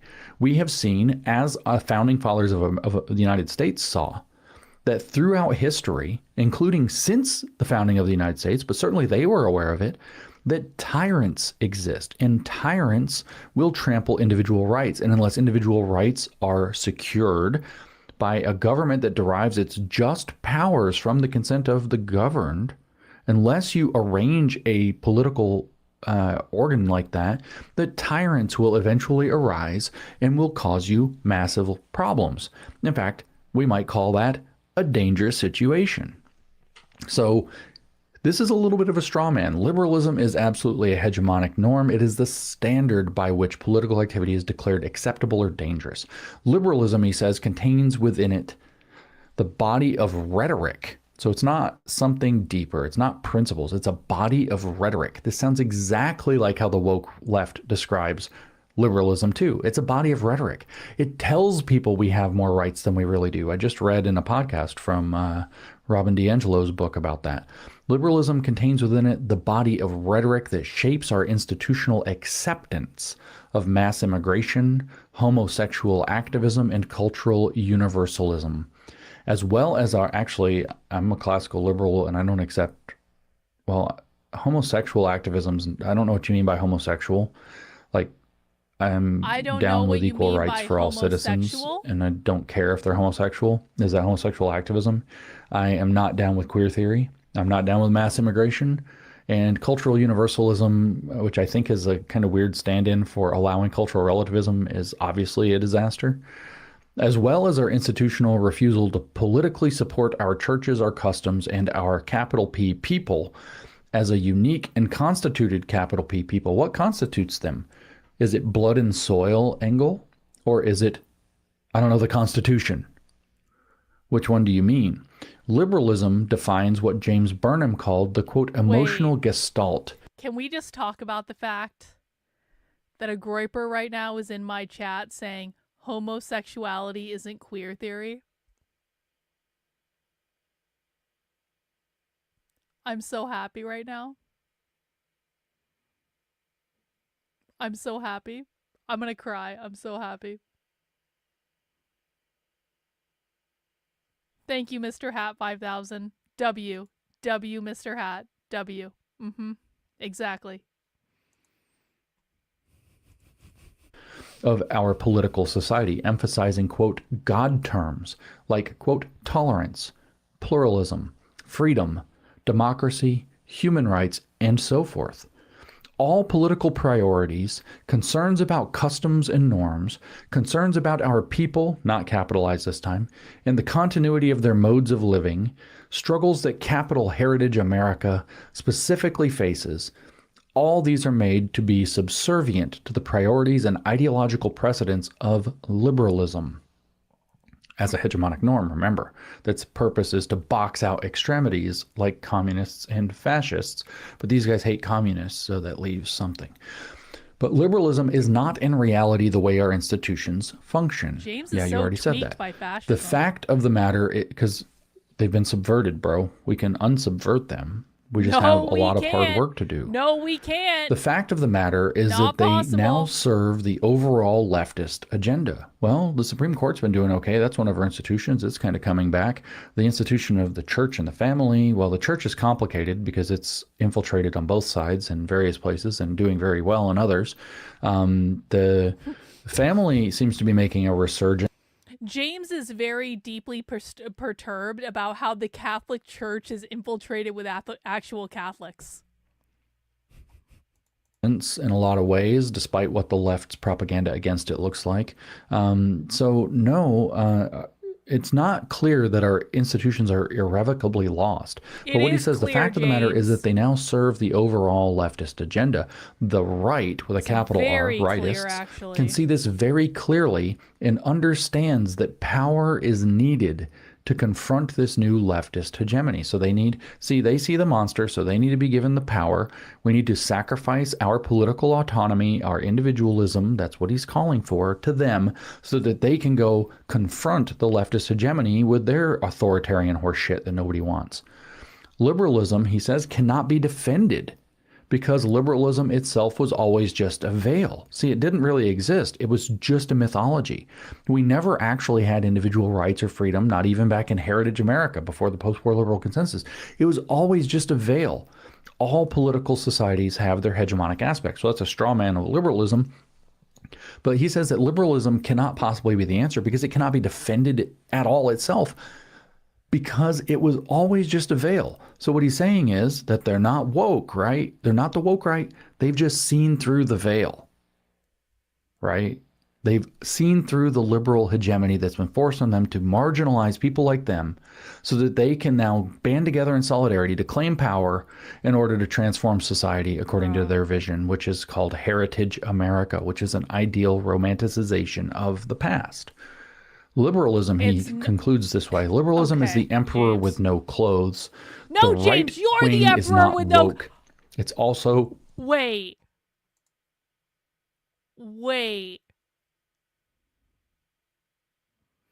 Do you guys think it's a coincidence that I wrote a song about James, calling him literally the emperor with no clothes? And then James literally says in his podcast about the woke right that they are the emperor with no clothes.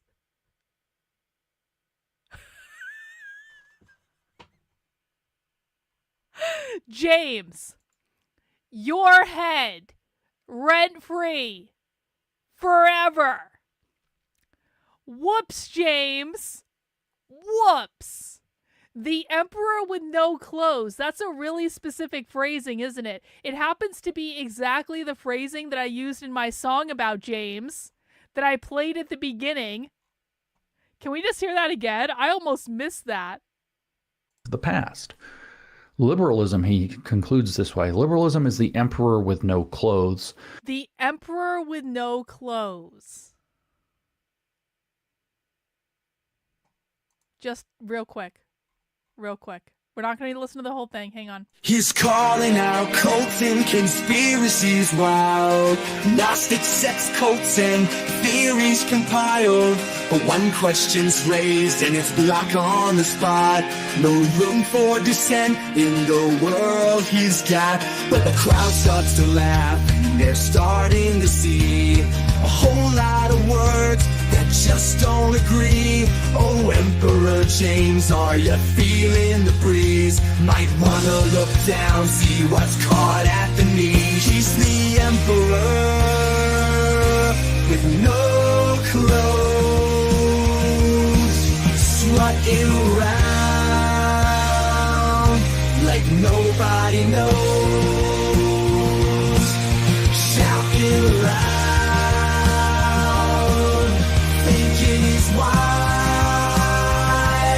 But he's bearing it all to everyone's eyes. He's the emperor, yeah, with no disguise. Slip down by. The emperor with no clothes. James's head, rent-free, forever. The right wing is not woke. It's also just not liberal. And so it's defined in opposition to the hegemony. Okay, so that is C.J. Engel talking about the woke right in his own terms, months before I started using the term, at least frequently. And you can make up for your own mind whether or not my case that it meets the definition of woke, as long as your definition of woke isn't so thin as to mean leftists, because it actually means having woke up to something. And they woke up to the false consciousness that's widespread of the post-war liberal consensus and the role of Bill Buckley in creating the conservative movement to marginalize the so-called true right that has now pierced the veil and is now emerging as a new political movement that's discovered lost political knowledge from marginalized thinkers that were conservatives, aka fascists in many cases, and that they are going to now be willing to take power and wield the power to be the dialectical enemy of the woke left, using whatever tactics they like in the name of bringing an idealized vision of heritage America, a romantic vision of heritage America before the post-war liberal consensus back into being. You tell me if that's woke, I guess. I don't have any particular attachment to the term woke right. I think woke. it fits. I think it works. I think it has James. Engel isn't wrong. It has polemical utility, but he is wrong to say that it only has polemical utility and that people like myself and in this case Neil Shenby are so enthralled to the mythology of liberalism that we're unable to see what they really mean and therefore just have to label it with a polemic that is based in a body of rhetoric rather than a political theory that none of us has the authority to rule over others, which is precisely what he's asking to have. So again, I invite you to read this for yourself. I invite you to think about what you're seeing rising up, particularly on social media, which, by the way, is very concerning because it means people are paying for bot farms to do that. James is getting mean. Huge social media activity. James is getting mean replies on Twitter that he doesn't like, and therefore everyone who is saying things on Twitter that James doesn't like is woke. Like that is not organic and it's not free. So somebody's making that happen. Yes, I'm a very well-funded just like happened with the woke James. left. And I urge you to remember that I've said before, I'll say again, I feel like it's 2014 again, and the world is about to Literal discover bot that farms. woke Yep. is not just a bunch of college We're students bot throwing farms. a fit, that it's a major Yep. problem that is on the rise, that has the capacity to massively derail something. The woke left had instituted itself for 50 years by that point into our institutions so it could derail all of society. The woke right is trying to get on a low level into some institutions, churches, political committees, and so on. That's actually happening. But the woke right is actually what it has the power to derail is the conservative movement. It has the capacity to step into conservative spaces and throw them into a direction that no longer favors classical American liberalism or America itself in any recognizable form, trying to replace it with this vision harkening back to the past of what they call heritage America. And like I said, it comes straight from Marx's Brumaire, 18th Brumaire of Louis Bonaparte, which I don't think I have on my laptop, so I can't read it to you, the first few paragraphs. But it's exactly what he says. It's straight up that it's the harkening back to the idealized past to draw the inspiration for a revolution, whereas communism draws its inspiration from the vision of an idealized or romantic future. So again, I invite you to consider the term, consider the idea, think about it, tell your friends All right. what you think. So the biggest thing that I got out of that, and I don't know about you guys, but the biggest thing that I got out of that is that James believes that everyone who is not a classical liberal is part of the woke right. Everyone that believes that maybe it's okay to question if World War II happened in the way that we were taught is part of the woke right. Everyone that wants to be conservative instead of classically liberal is part of the woke right. Everyone that believes that the right should be like the counterforce to the left is part of the woke right. So to be okay, and everyone that's on the woke right is un-American, by the way. So if you are not a classical liberal, you are un-American according to James Lindsay, because you don't believe in America if you're not a classical liberal. Yeah, I don't buy it. I think James is full of shit. I don't agree. I'm not going to say I agree. I absolutely do not agree. And, yeah, James has lost his fucking mind. Well, guys, that is all we have for the show today. Now, I just want to remind everyone, if you want to support the work I'm doing and get the latest updates from the actual unwoke parts of the internet, head over to my Substack. That is Carlin, KARLYN.substack.com. And you can sign up for $8 a month, $80 a year. You can also sign up for free if you want. I just posted a new article with a couple videos today from the latest rally of the Chicago Teachers Union, where they're flat out saying that your kids are their kids. Might be an important thing to talk about. We talk a lot about parental rights. We talk a lot about abolish the family activism. You're going to find all that over on my Substack. And again, that's the way you can support the work I'm doing. Signing up for a membership on there. You guys allow me to do what I do. I am only funded by you guys. And so I appreciate it when you sign up and support the work I'm doing. If you want to find more ways to support the work I'm doing, you can go to this article down here. It's called How to Support Journalism and Education for Exposing the Far Left. And there's lots of things you can do in there.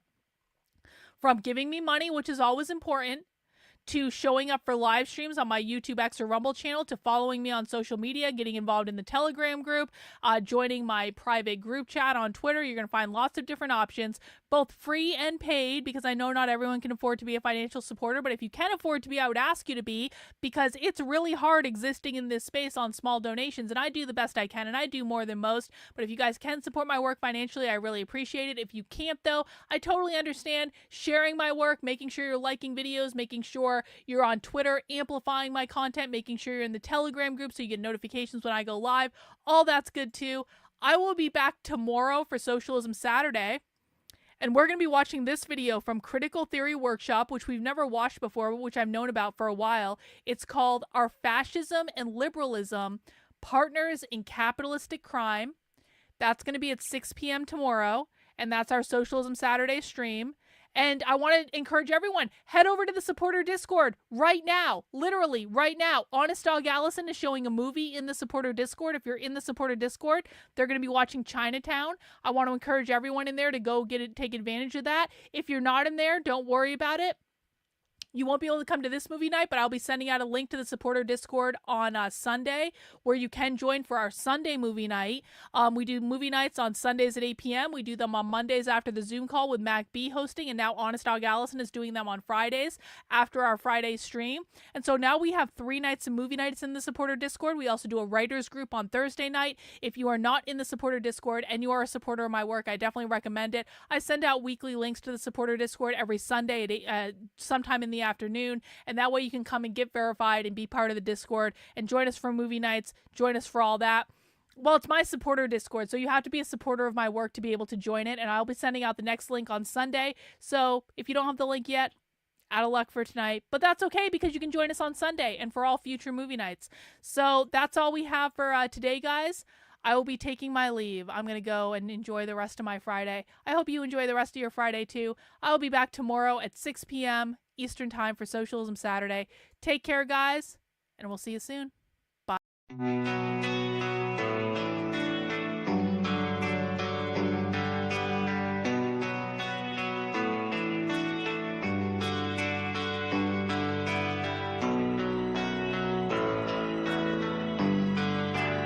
How are you feeling? How long have you been here? 3 months, May 17th. And what brought you here? That's just coincidence.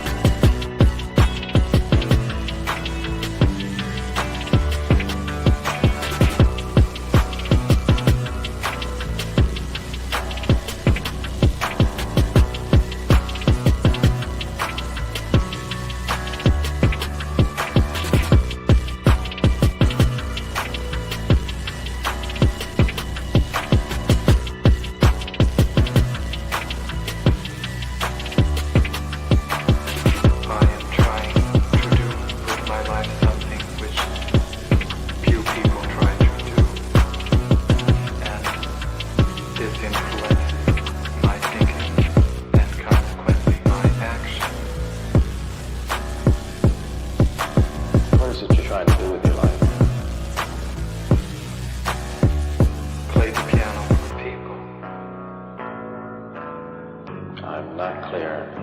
How is it that playing the piano for people has eventually resulted in your being here in the hospital?